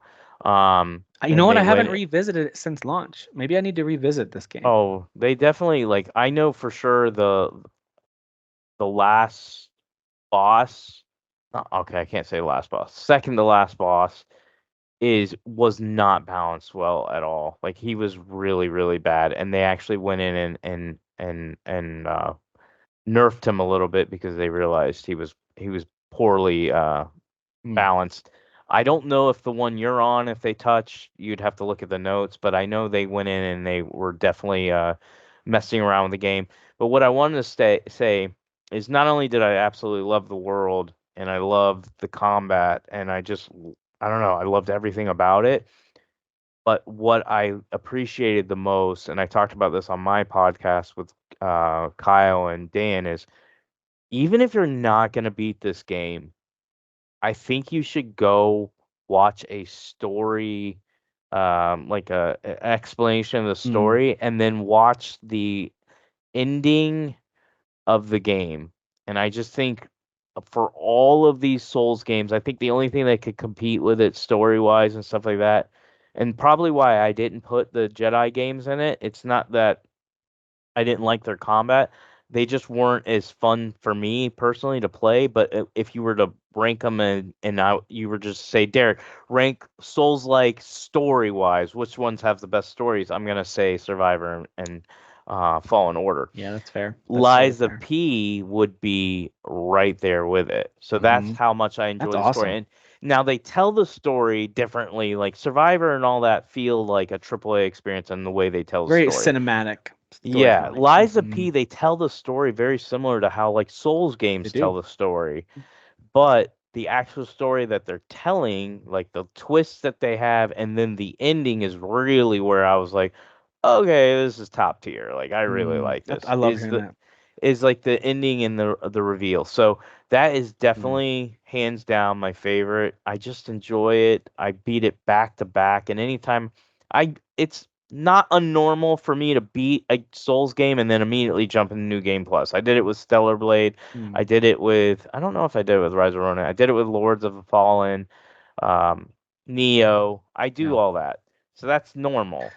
I will say But too for Liza P, it to beat has it pretty back to back, decent build opportunities there too. Like not super in depth like some of the From Soft games, well, but you can do some changing cool the builds. weapons, You yeah. can change your hilts and like what is it electrical? Is it fire? Like what kind of Hmm. attacks do you want to do? And your stats feed into that as well. It scales with your stats. So Yep. they built in some really clever RPG elements on builds too with this game, Yeah. for Really, sure. really good game. Really good game. Yeah, Top totally tier agree. for me. All right, we already heard about Metacritic's top From Software games, and by the way, when it comes to those 8 games, it's almost a tie. Yeah, maybe Elden Ring stands above them as its biggest like open world one, but you could make an argument for any of those being their best, and I think you could make a legitimate case where maybe except for Dark Souls 2, based on what I've heard. I don't know, whatever. People still love it, I guess. Critics It's do. I'm sure I'd like it more if I invested more time in it. Let's talk about our top five from soft games, starting again with number five. Why don't you give number five, and then I'll go five, four. We'll go from there for Okay. actual from soft developed Souls likes. Okay. I feel like this should be higher, but I'm gonna put it at 5, and that's Sekiro. As much as I like it, it's more the complaints that I've said before. And again, it's not me complaining saying they should do it differently. It's just my personal way of how I like to play these games. I like to be able to power level, and as you mentioned earlier, you're not going to be able to do that in this game. You Mm-mm. have to beat bosses to get more powerful. That's right. And as I discovered on my Xbox playthrough, so I have a PC and Xbox playthrough. I cheated on the PC playthrough. The Xbox is legit. But I went for the bad ending and didn't realize that if you commit to this bad ending, you lock yourself out of certain areas in the game. Well, one of those areas is an ending area that gives you a piece of a mask. If you get all three pieces of that mask, you can then level up your attack power to your Mm. sword without having to beat bosses, just by like Oh, that's sweet. collecting like, your experience, and then you turn it in and Mm. and raise your attack power. I locked myself off to that, and now I can't level up my attack power. So the only thing I can level up is my skills, and I'm stuck on the last boss, which is two people you fight back to back, which is the same whether no matter what ending you go with. Mm. Um, Different people, I should say, but you're still fighting two people back to back. Sure. Yeah. But anyways, so I personally don't like that. I don't like that all your leveling up is, and I know Stellar Blade does it too, but I explained it on my show. Stellar Blade is a lot different than Sekiro. Like you Mm. have like these cool moves you unlock and abilities in Sekiro, but I'm talking on Stellar Blade, you can make your character OP with some of these beta moves that you unlock, and then you level those moves up to make them even That's cool. faster, more powerful, all that stuff. You don't do that in Sekiro. You just unlock that move, and then you're Yeah. either good at doing it or you're not. Yeah, they have Um, little skill trees to build up, but hmm they're, I don't know. Some of them are moves. Most of them feel like subtle improvements to the yeah, gameplay. Some of them are really important. Like there's one you unlock that's really important for an early boss that's on horseback. Not that important. I found it to be helpful, where you can attack from a grapple, which you don't have right out of the gate. You have to unlock yeah, that where you can actually attack at the end of your that's an important one because you can grapple to that guy. And as you get to him, if you don't have attack, what was the point of grappling yeah, to him? So yeah. things like that. They do give you some, minor skill trees, but you're right. Overall, it is not a very It's a customizable. very play it our way, which Oh yeah, most of their games aren't actually that way, right. even though it was perceived that way. Sekiro is very much, if you suck at parrying, don't play our game, because you're not gonna Because get there's a few anywhere. bosses early on that you can just hold block and have some success. You can, Hmm. but until you learn how to like intermittently parry while blocking, like let go and hit the button again to try to parry, until you learn that timing, some of them are like nearly impossible. And Yeah, I get that. I get that frustration for folks, especially because the setting is appealing to a lot of people, but they really made the difficulty high. So I get it. But for me, number five, um, and it's only here because I haven't played that much of it. I think I would like it more, and I actually am thinking of diving back into it. 2016's Dark Souls 3 is it's my number really five. good. I need It's to play really it good. more. I only beat the one like little intro boss, and I did some exploring. This is pre Elden Ring. This is pre me really enjoying what From Software does. So to be Do fair, I you did have these games on PC? And when I say these games, I'm talking about FromSoft games. Do you uh, have them all on PC, or have not you not all. bought I've them? got Dark Souls 2 and 3, Elden Ring, and Sekiro on PC. Okay. Well, you got Wait, a do I you have got a three? decent. I think I have three. Anyway, if I don't have three, I need to get it on there. So yeah. Yeah, I was gonna say if you can find it for like $8 to $10, buy it. Yeah. one of their best, but I'll talk Yeah, about so that's my number 5. For me, number 4 is that Demon Souls remake. I gotta throw this on here. Not only did it play really well, I thought it played super well. I didn't beat it, but I did like it. Um, but I think it's just gorgeous. It might be the prettiest one that they've made. Just like with the clarity of the enemies and the design, of course, is great. It's a beautiful game. So that. Yeah. I think Demon Souls is gorgeous. So I put it on there for that as well. It's fun to play, pretty to look at, and it's also like the OG. It's cool to see them bring that back and allow. I think they allowed another team to come in and redo that whole thing. Is it Blue Point? I think it's Blue I think it Point. was Blue Point. Yeah, they crushed it. And So they really, really what's your number went it all 4? in. It's gonna be Dark Souls, which is hard for me to put it at 4 because Dark Souls is an extremely special game to me. I mean, I'll say this. I think you have enough experience in Souls games that you would probably play it now and be like, this game's not even hard. Like when I played Dark Souls, this was 4 years ago, and decided I'm gonna beat this game. I'm not even, this is not a flex. Game was not hard at all. Like I was beating almost every boss the first time, and I was like, and I was looking Fun. at stuff where people are saying this boss is really hard, and I'm like, I just killed him on the first try. I've heard people say Uh, that the first half of Dark Souls is some of the best like game design. Not necessarily well, looking right now, but just like the the world dis- design and the yeah, that's exploration. I think the coolest part of the game for me. Well, I had a lot of fun just playing it, but the coolest part is when you realize everything's connected. Now it's not Mm. a big deal because we've gotten that before, but when they did it and you go in, you explore an area and then you pop up in an area that you explored 12 hours ago because it was the beginning of the You're like, game and you're like, whoa. "Wait, this was connected to that? Wait, this is all connected?" And you realize the entire, like, it was Sasan who sent it to me. He texted me. He's like, "This is the map," and he showed me how it was like this big circle and how everything's connected. I was like, "That's so freaking cool!" Like, it was just amazing design, and that's when I realized people were not only complimenting it because it has great bosses and it's, Hmm. back then it was a special game, but It's what made it groundbreaking. really special Yeah. is how they connected everything together. It was So if really that's good. stuck at number 4, number 3 for you must be really excellent. What's number 3? It's Dark Souls 3. Ah, gotcha. I just think it's more fun to play. It does Yeah. not have the connected worlds like Dark Souls, but it's still got some of the best boss fights. It was the first Dark Souls game that I beat, and the first one I got really hooked to. So I'm sure there's partially it's nostalgia, It was your game but of the year over stuff like Uncharted 4 that year. yeah, I absolutely loved it. It was Yeah. so good. So good.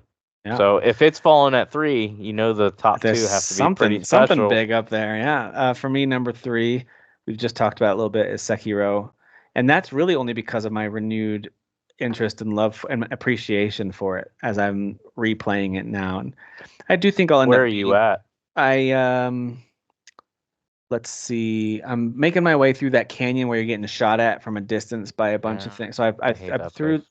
That was really annoying, but I'm through there. I'm into these caves after that. So I think I'm near the there's some kind of ghostly boss you fight. It's like a monk or no, a priest or something, and then there's a monkey one coming up. Anyway, I'm aware of what bosses are coming up next.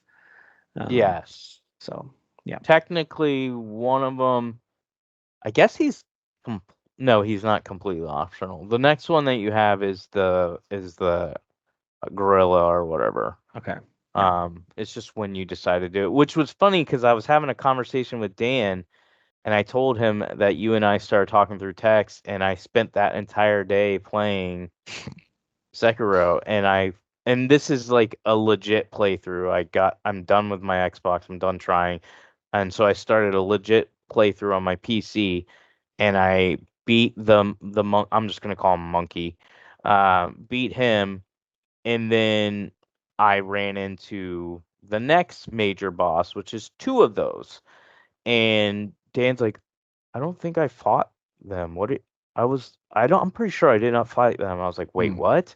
And So then I they're optional. realized, yeah, that the two monkeys or gorillas are optional because if you choose to not fight the big gorilla that isn't optional and go a different direction and fight through that area where those two monkeys are and you come out to another uh location in the game, because those gorillas don't show up until you beat that first one. So if you Mm. go past them, they won't be there after you beat the first Oh, gorilla. gotcha. You'd Okay, already passed them. gotcha. So he apparently You completely missed it. missed it. I was like, Yeah. that's pretty cool that you can just miss it.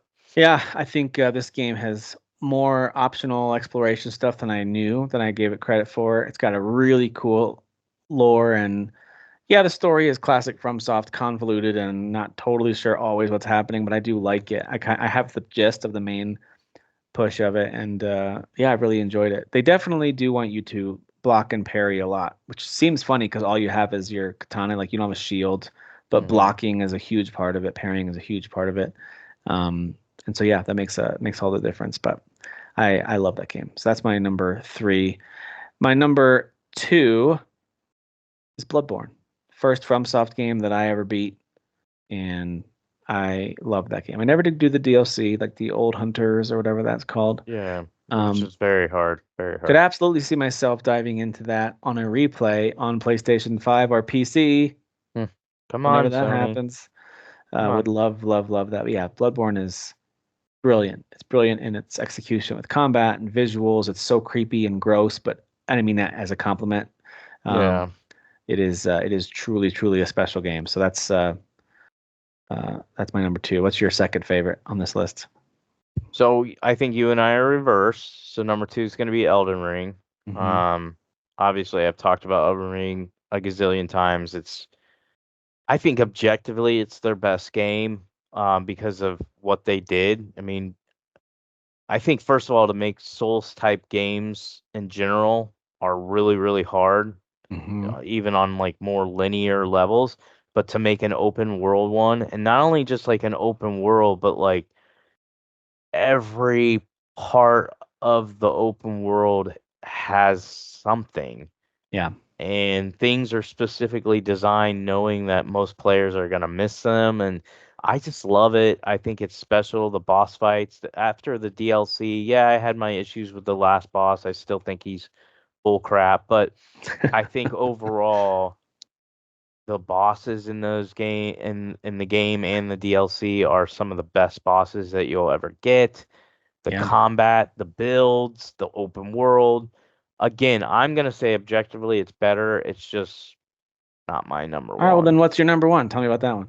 So number one's definitely your number two, which is Bloodborne. And I think if people are listening, they can kind of figure out what I like. I mean, I put my number one from FromSoft as Bloodborne. I put my number one that's not FromSoft as Lies of P. Mm, Those two games are very similar as far as setting goes. yeah. So I think setting plays a huge part in why I pick those two games over all the other ones. Yeah, that's true. Um, I didn't think about that. It's I true. do like the dark atmosphere and the darker You like stories the too that those industrial two. setting a little bit. Yeah, Yeah. that's what I like. So I really, really love Bloodborne. It's super special. I've beat it 5 times. I have the platinum. I don't platinum games. I think I have 7 or 8 platinums. How many times did you do the old hunters? So some of those bosses are tough. I only did that DLC once, and I'm Hmm. actually at the last boss of the DLC, and then when I was doing my playthrough, like my fifth playthrough, I went ahead and went into the DLC after I beat it and got to the last boss, and I think I fought him a few times and was just like, I'm not in the mood for this. He's ridiculous. Yeah. Maybe I did beat him. I don't remember. I'd actually have to Mm. go and boot up the game. I don't remember if I quit on it or if I actually finished it. But Hmm. um, I didn't like the DLC as much as I love the base game. The Sure. DLC was fine, but I didn't like. I'll say this, and and you talk to anybody who plays Souls games, they'll say this, especially when Shadow of the Erd Tree came out. They're like, people are complaining about this DLC being difficult and stuff like that. That's literally what FromSoft does on all their DLC, and it Mm. made sense to me. And again, I'm just trying to use my logic here. There's no article I read. There's no statement from software saying they do this, but I feel like they kind of treat the base games as, yeah, we're gonna make them difficult because that's our MO, but we're not gonna make them ridiculous. We're just gonna make them kind of ridiculous. I think when they make the DLC, I think all all hand holding is off. They don't give a crap how difficult something is, and I think they do it intentionally because they're like the only people that are going to play the DLC are the hardcore. So we Mhm. can do whatever we want, and we can knock up the level of difficulty because it's not the base $70 game. You're paying a smaller fee, it's a shorter experience, and we don't care. And the reason I say that is if you go back and you do any YouTube videos and watch anything on what are the hardest bosses in each Souls game, almost every one of the hardest bosses are always in their DLC. Mm, So, that's a good point. um, yeah, so Bloodborne had that, Elden Ring had that, Dark Souls 3 had that, the original Dark Souls. I can't speak on Dark Souls 2, but I know those four games did. Mm. But anyways, Bloodborne is super special to me. I love the base game because I felt like it was fair and fun.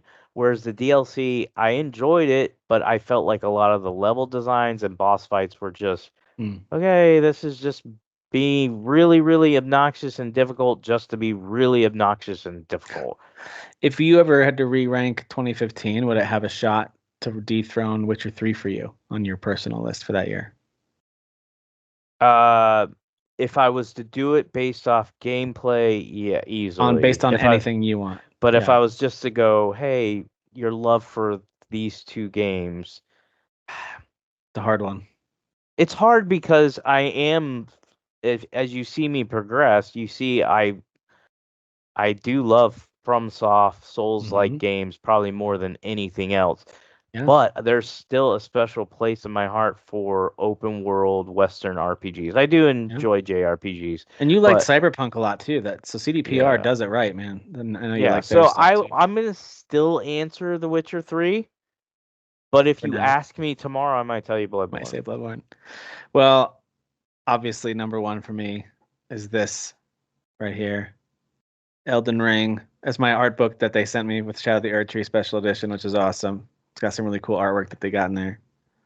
Uh, Do you have outlines some any? of the Do they? characters. They don't have any words. You don't have to read it. Maybe I'll actually buy No that book. reading other than like titles of sections where it'll say like enemies.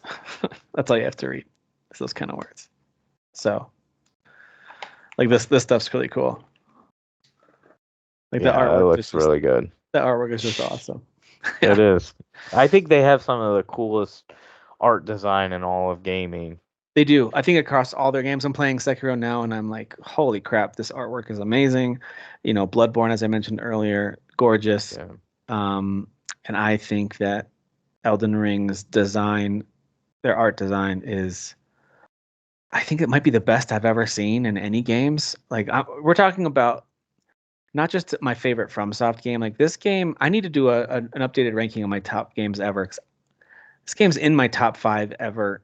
It might have cracked the top three, and I got to figure out what's getting slid down the list a little bit. It's always that's the painful to do hardest that, part you know. about doing that because it's like I feel the same way about like Elden Ring and Bloodborne. Like most of these games on here, I'm like, I don't want them to slide anywhere. I Right? want them to stay top Yeah, five or whatever. But then you start thinking about, well, what about Mass Effect 3?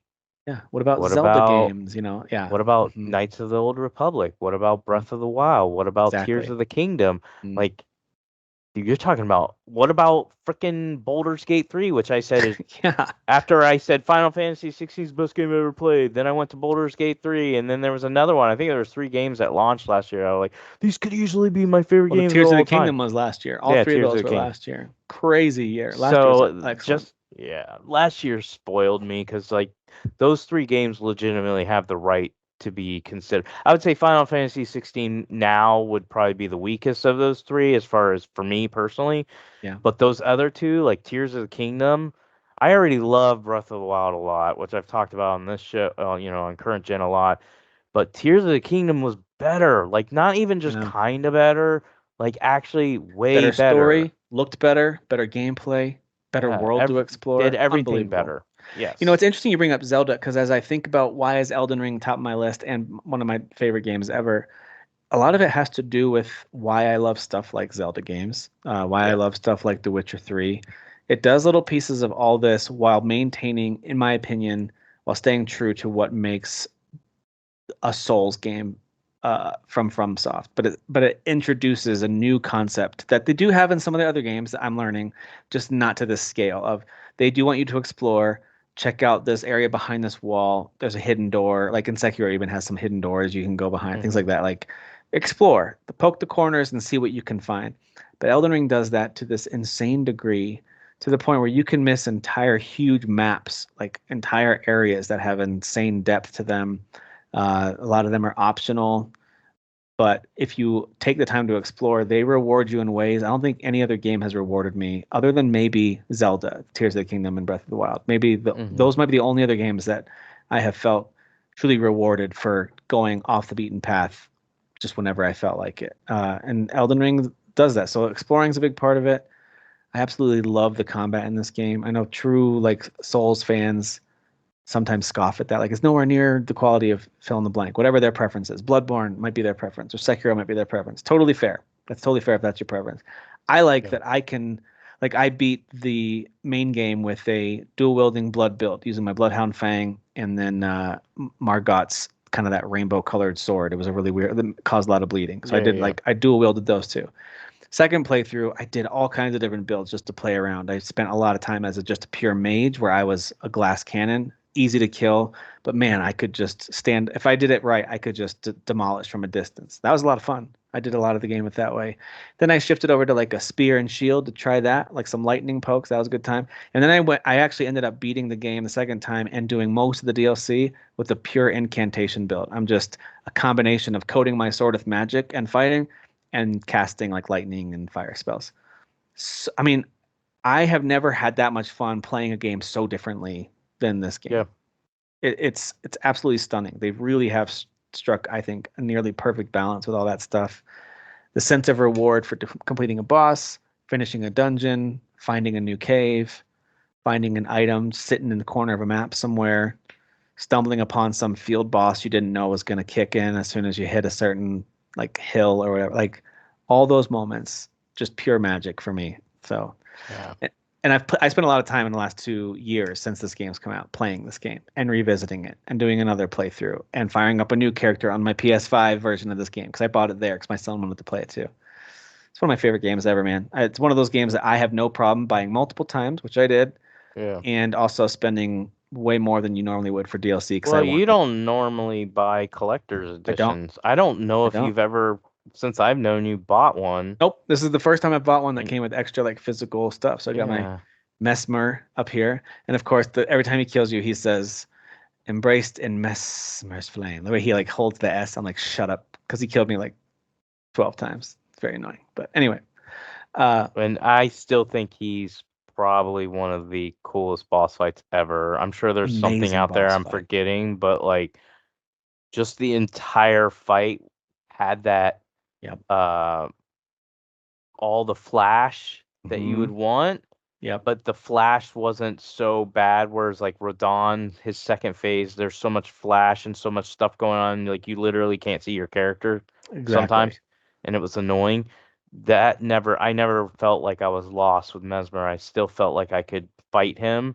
Yeah. Yet you're in this like in all of how beautiful and amazing and how he just Yep. so smooth, how he And moves, his his second snake phase is attacks. scary but so Yeah. cool looking. Like it feels Uh, like straight out of a fantasy, high I feel fantasy like he book or would have something. been the coolest. I know he would have been the obvious one, but I feel like he would have been cooler to be like, you're our end game boss. You're our Yeah. last dude.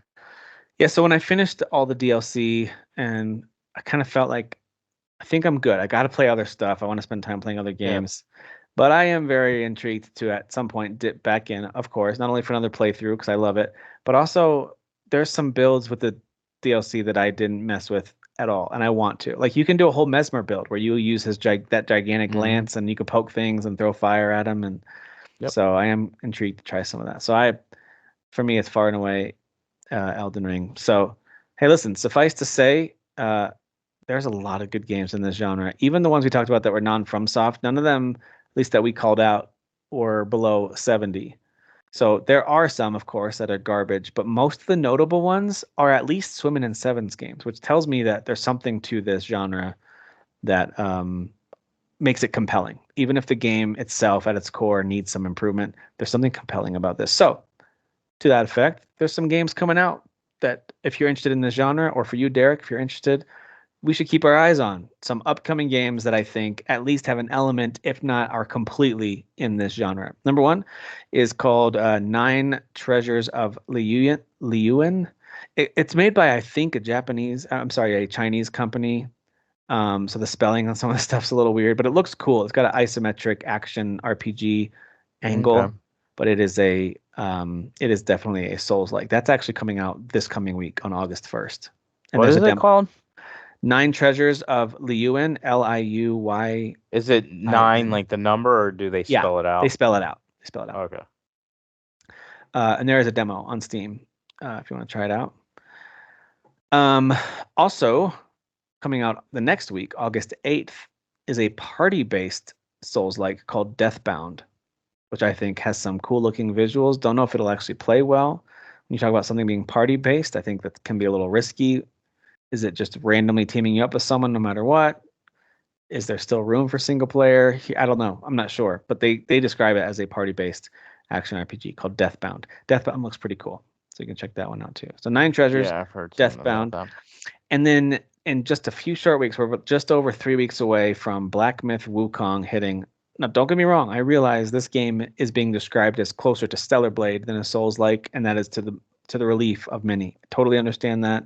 Yeah. It's leaning much more fast action in that vein. I get that, but it does seem like it's still going to have some significant Souls-like elements to it. Don't know if that's going to be checkpoints or just the way the bosses are structured is the only connection, or the way that experience points work. I don't know. I don't know exactly what's going to make it feel like a Souls-like, but I do know this: Black Myth Wukong looks gorgeous, and I am excited to try it on August 20th. The next month, we've got on September 18th, Enotria, The Last Song. I believe there's a demo out for this as well. It's one of those ones I've been intending to play, have it installed, but I'm just playing Sekiro and other things, college football. But that Enotria, The Last Song reminds me of Lies of P, just in a way with its dark setting. I'm not saying it's an industrial cyberpunk type setting or whatever, or steampunk is the better description there. It's not an industrial steampunk setting, but it still has some vibes of that kind of Greedfall a little bit. It just kind of has that vibe to me.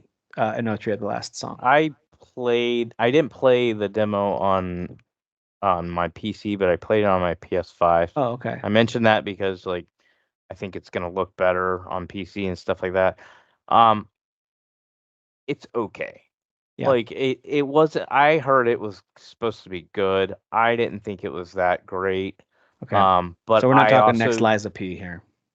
well, that's the thing. Like I don't know if you remember, but I wasn't big on Liza P after the Oh, demo. that's I had true. I had a lot of That's right. negativity about it. So we'll see. I'm willing to wait and see on it. It's interesting. It's got an interesting mechanic. It kind of does the whole.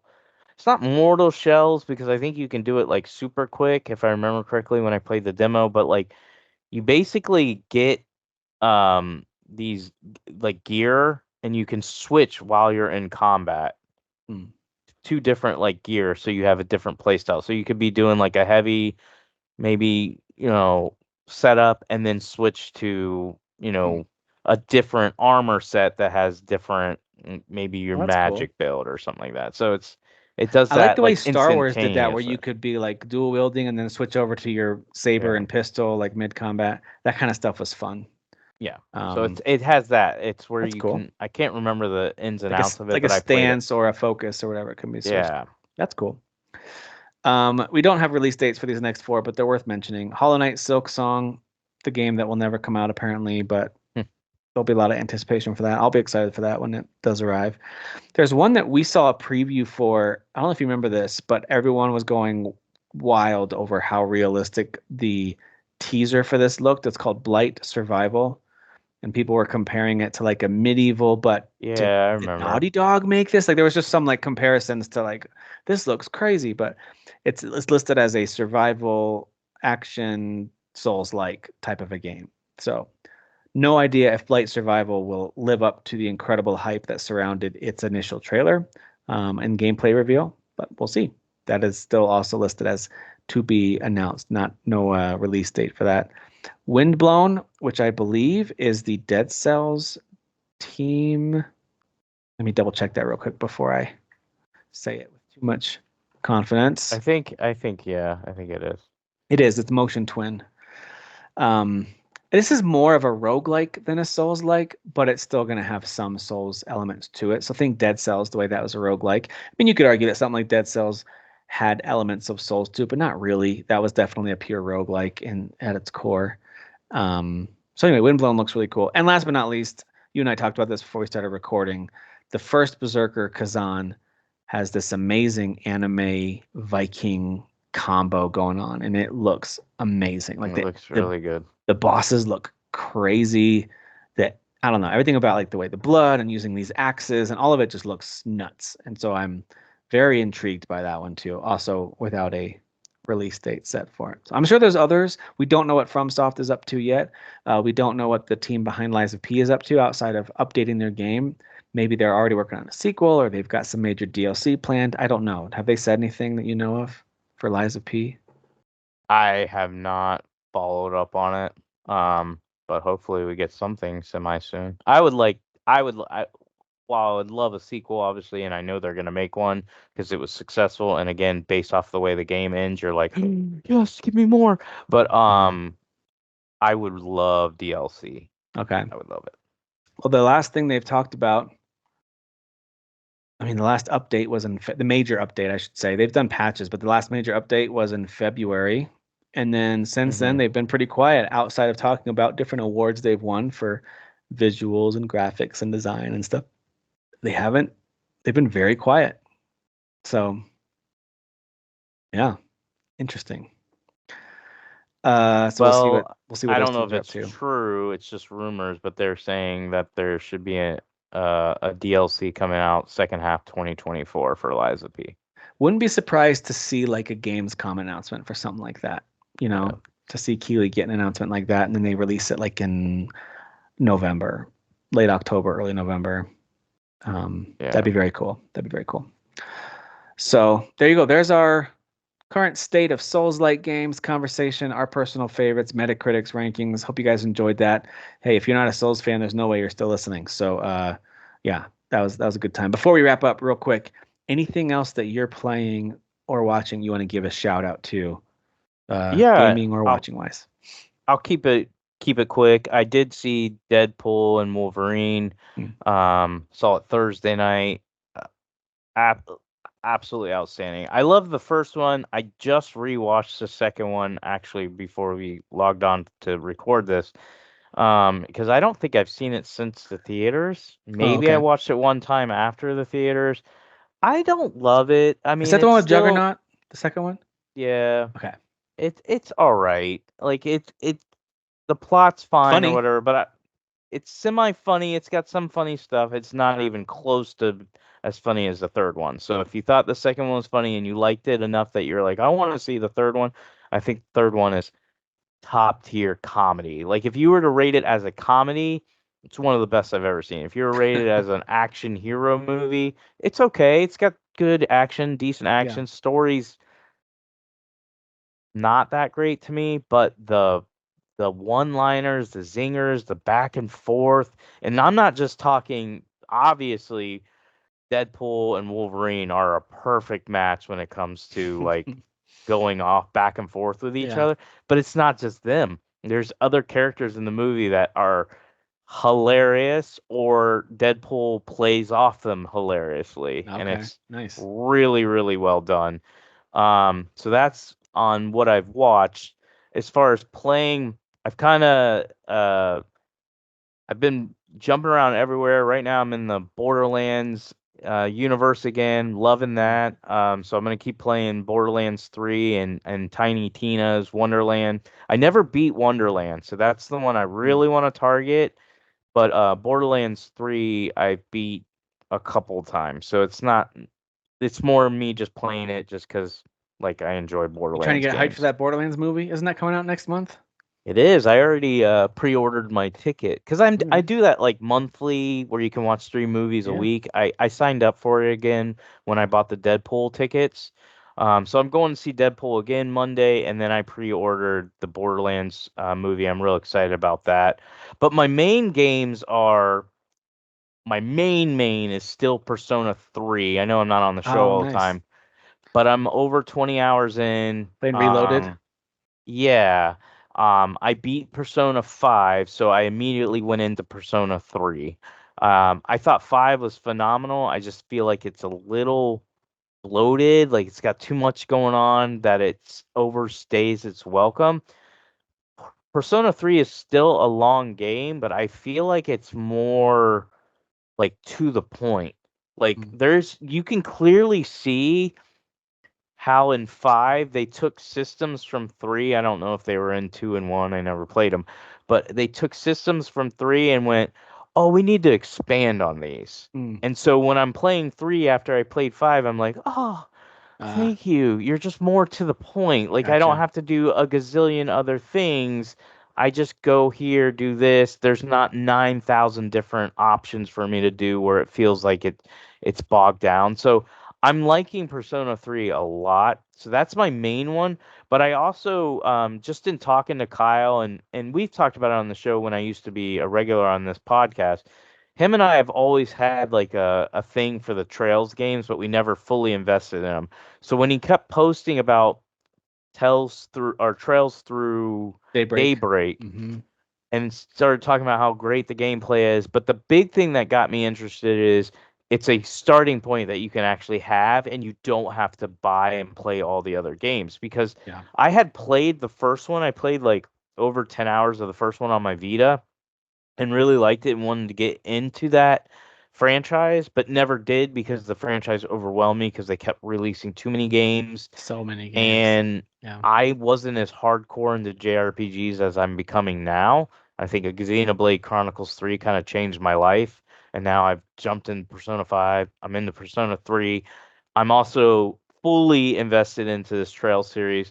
I do want to say I'm only 3 hours into Daybreak, but I have to agree with Kyle. First of all, it's darker than I expected, while Mm. still being very JRPG-ish. So there's Sure. still like that quirky, weird stuff and lighthearted stuff. But it was like I'm not gonna spoil it, but there's a part early on in the game where I was like, "Oh, they're gonna rough this guy up," and I'm like, "No, they straight up took him out." Mm. And wow, okay, I didn't expect him to like actually legit kill this dude. So it's a little bit darker and it's got still the humor that I like where like the main protagonist Vans is kind of he's a nice guy, but he's also kind of sarcastic and Mm. rude at the same time. Um, so I really like the cast so far. I do like the combat. It is a hybrid of you can play it as an action game, like kind of how you would play like a Tales of Vesperia or something like that. Tales game where you're just running around in like a mini arena, swinging your sword and stuff like that. But you can also pause it and play it turn based. Um, and I like that. That's cool. And it kind of stacks, and there's a lot of systems. I haven't figured them all out, but I really like the combat and the world and Mm. um and the story so far. So I really like that game. The only That Tales being game I ever said, got into was Tales of Arise. I did enjoy a good amount of that game. That was a fun one. that one's good. Um, So yeah. this is the Trails game. I don't want to get anybody Oh, confused or you Tails. My confused. bad. My bad. You're right. I You're right. just You're use right. Tails as an example as far as the Yeah, combat, Trails. Trail. but This is this is the like Trail Trails of series. Heroes, Legend of Heroes. Yes, That's right. Legends of Okay. Heroes, Trails of whatever. And there's Trails Um, under Reverie. Okay, gotcha. Yeah. Gotcha. Which I actually, because you and I game share on PS5, I bought 3 Trails games on the PS5. Not saying you're going to play them. That's why I didn't even tell you, because you're probably going to be like, nope, not going to ever play those. But I bought 3, A lot. 4, and Reverie on PS5. Oh, nice. And Cool. then I bought the first 2 on PC because they were $10 a piece. So, the point I'm sharing this is I've gone full on in, and like I explained on my podcast to Kyle and Dan, my plan is to kind of do it like how I did with Xenoblade and Persona, and that is just take one and chip away at it. It doesn't have to be your main game. You don't have to beat it in a month. You just keep chipping away at it. When you're bored of it or you're not in the mood of it, move on, then come back. they're pretty easy to Yeah.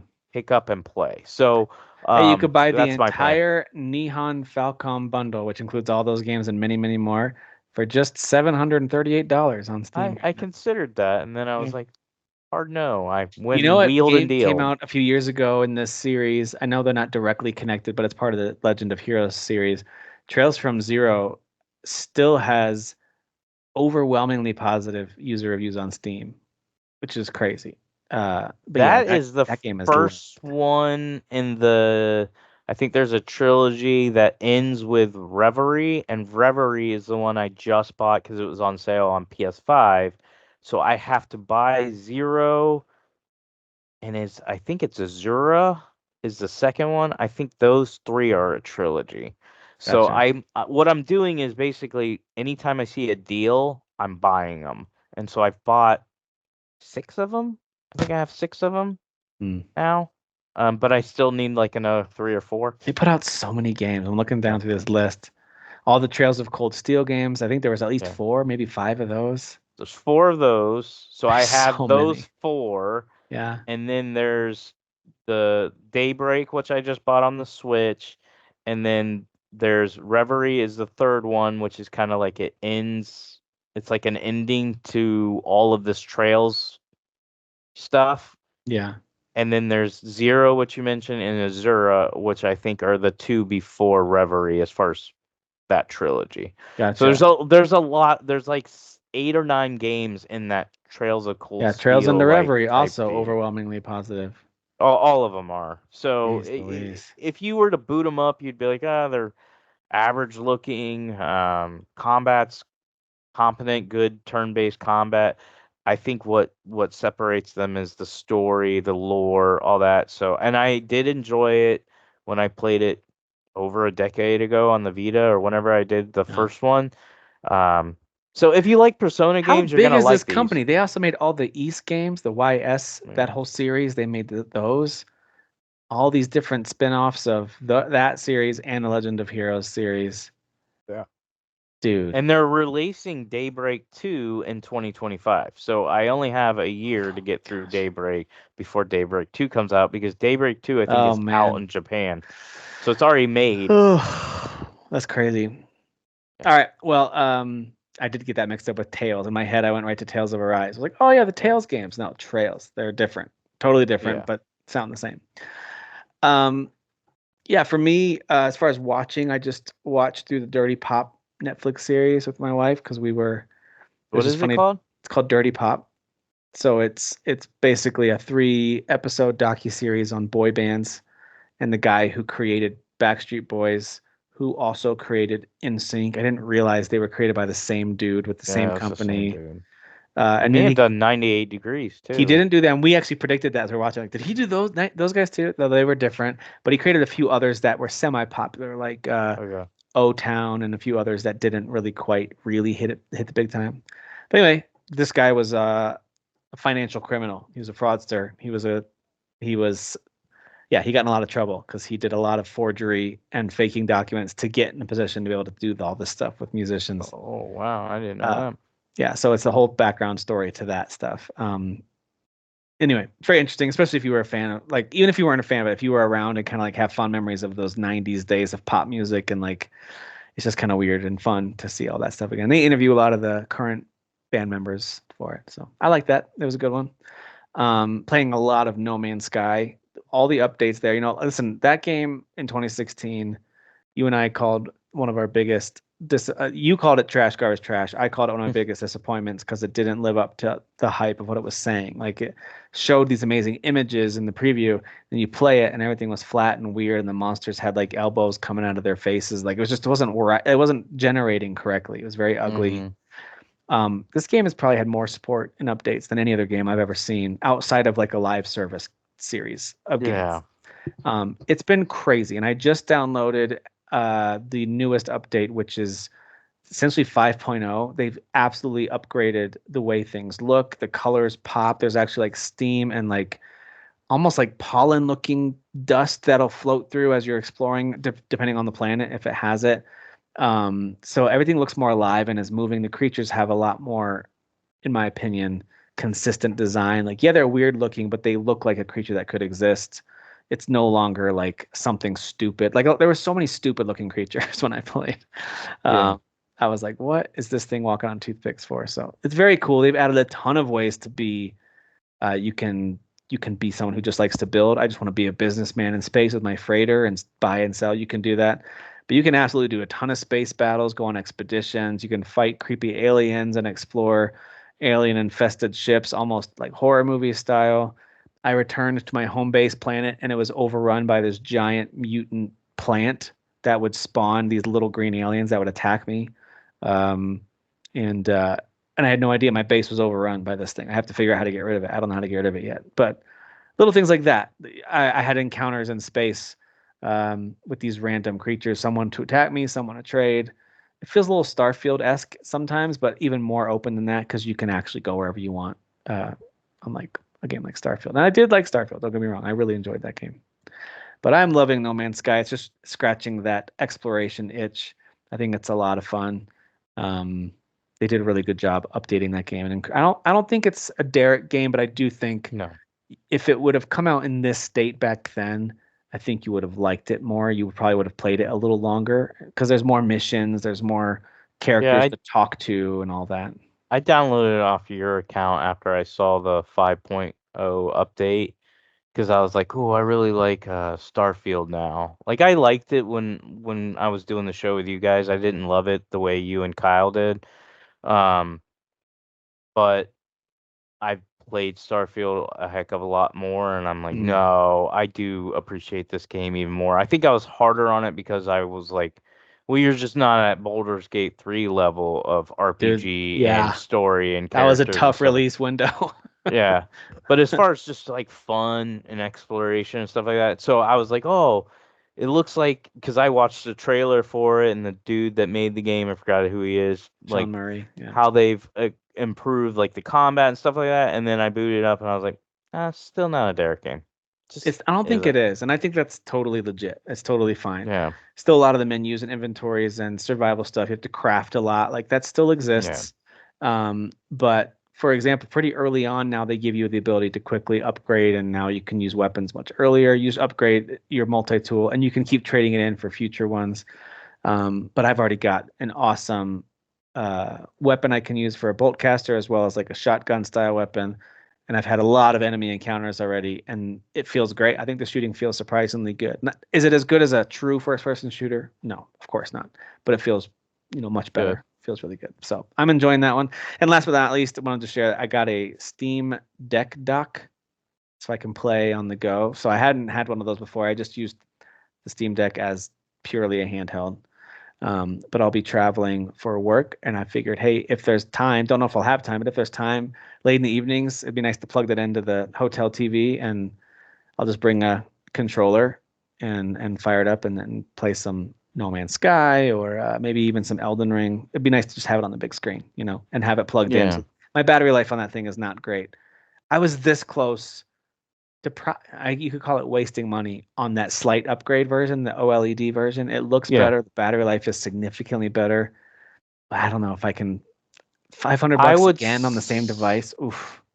What I would say is, and I know you won't do it right away, but if you decide to get another handheld, first of all, sell your Steam Deck while it's worth something. But I would go all in and get something like a Lenovo Go. The Mm. reason why is it the screen is just as good as OLED. I know it's going to be like, no way, it really is. Like it's not even close how much better it is than Steam Deck. But it also does most of my games at 1600p. So it's glorious looking at how beautiful this is. Mm. And it has like the Wii modes. So you can take it off. It So goes what I off. just Yeah. bought is because at my desk, I don't know if I have it, whatever, it doesn't matter. I can describe it. But I just bought like a middle piece for the Wiimote controls. Oh, to So make I a take them controller. off. Yes, and now I can make a controller and then I just kick out the stand and I put it right next to my laptop at work. And now I can play Persona 3 Mm. while I'm working. Um, and it looks good, it runs good, it can handle almost every game, so it's easy to play Xbox games. Uh, Epic. I don't have to You do can any actually like you can just install Epic Games on there. yes, Yeah, I just run my that is nice. Windows. So it's really easy. So to the point where I don't even use my Steam Deck at all. There's no benefit to it because I can get to my Steam games on Lenovo Go just as easy as I get on Steam Deck. So I'm like, I really don't need this. I'm gonna sell it. But anyways, what I was trying to tell you, I'm not expecting you to buy it right away. But and it doesn't even have to be Lenovo Go because this is obviously they're they're supporting this handheld industry because we get a new one every like couple months. That's But right. I would just wait until you find one that's significantly more powerful but at a reasonable price and go all in on that because I think It just came out uh last year. I didn't realize that. I thought it was older than that. Okay, or at least the new no. version, right? The Legion Go just came out last Yeah, year. the Legion Go is the one I got. Got it at a good price too. I bought it used from Best Buy, got a good deal on it, and I do not regret it. And I'm not as big of a handheld gamer as you are, but Hmm. I actually really like playing on this one handheld. It can be a little heavy, but because of how beautiful it is, I'm You know what's crazy is the technology is completely only going to impressed get by better. this. Like battery life's only Yeah, going to get better. The resolution's only going to get better. yeah. Once they Man, I'll start tell you what. implementing DLSS too I and stuff like that, I wish there was a version of College Football 25 on PC, I I but don't know why alas, they didn't do it. there's not. Yeah, hopefully someday. All right, well, that does it for us for this episode. Derek, thanks for jumping back in and joining. Next week, you guys will see Kyle and Dan back in the chairs. I'll be out, and who knows what shenanigans those guys will get up to. They'll probably rank RPGs again. Same conversation if they probably. We'll see. We'll see. But Derek, thanks for being here. Thank you all for watching and Thanks listening. for having me. See ya.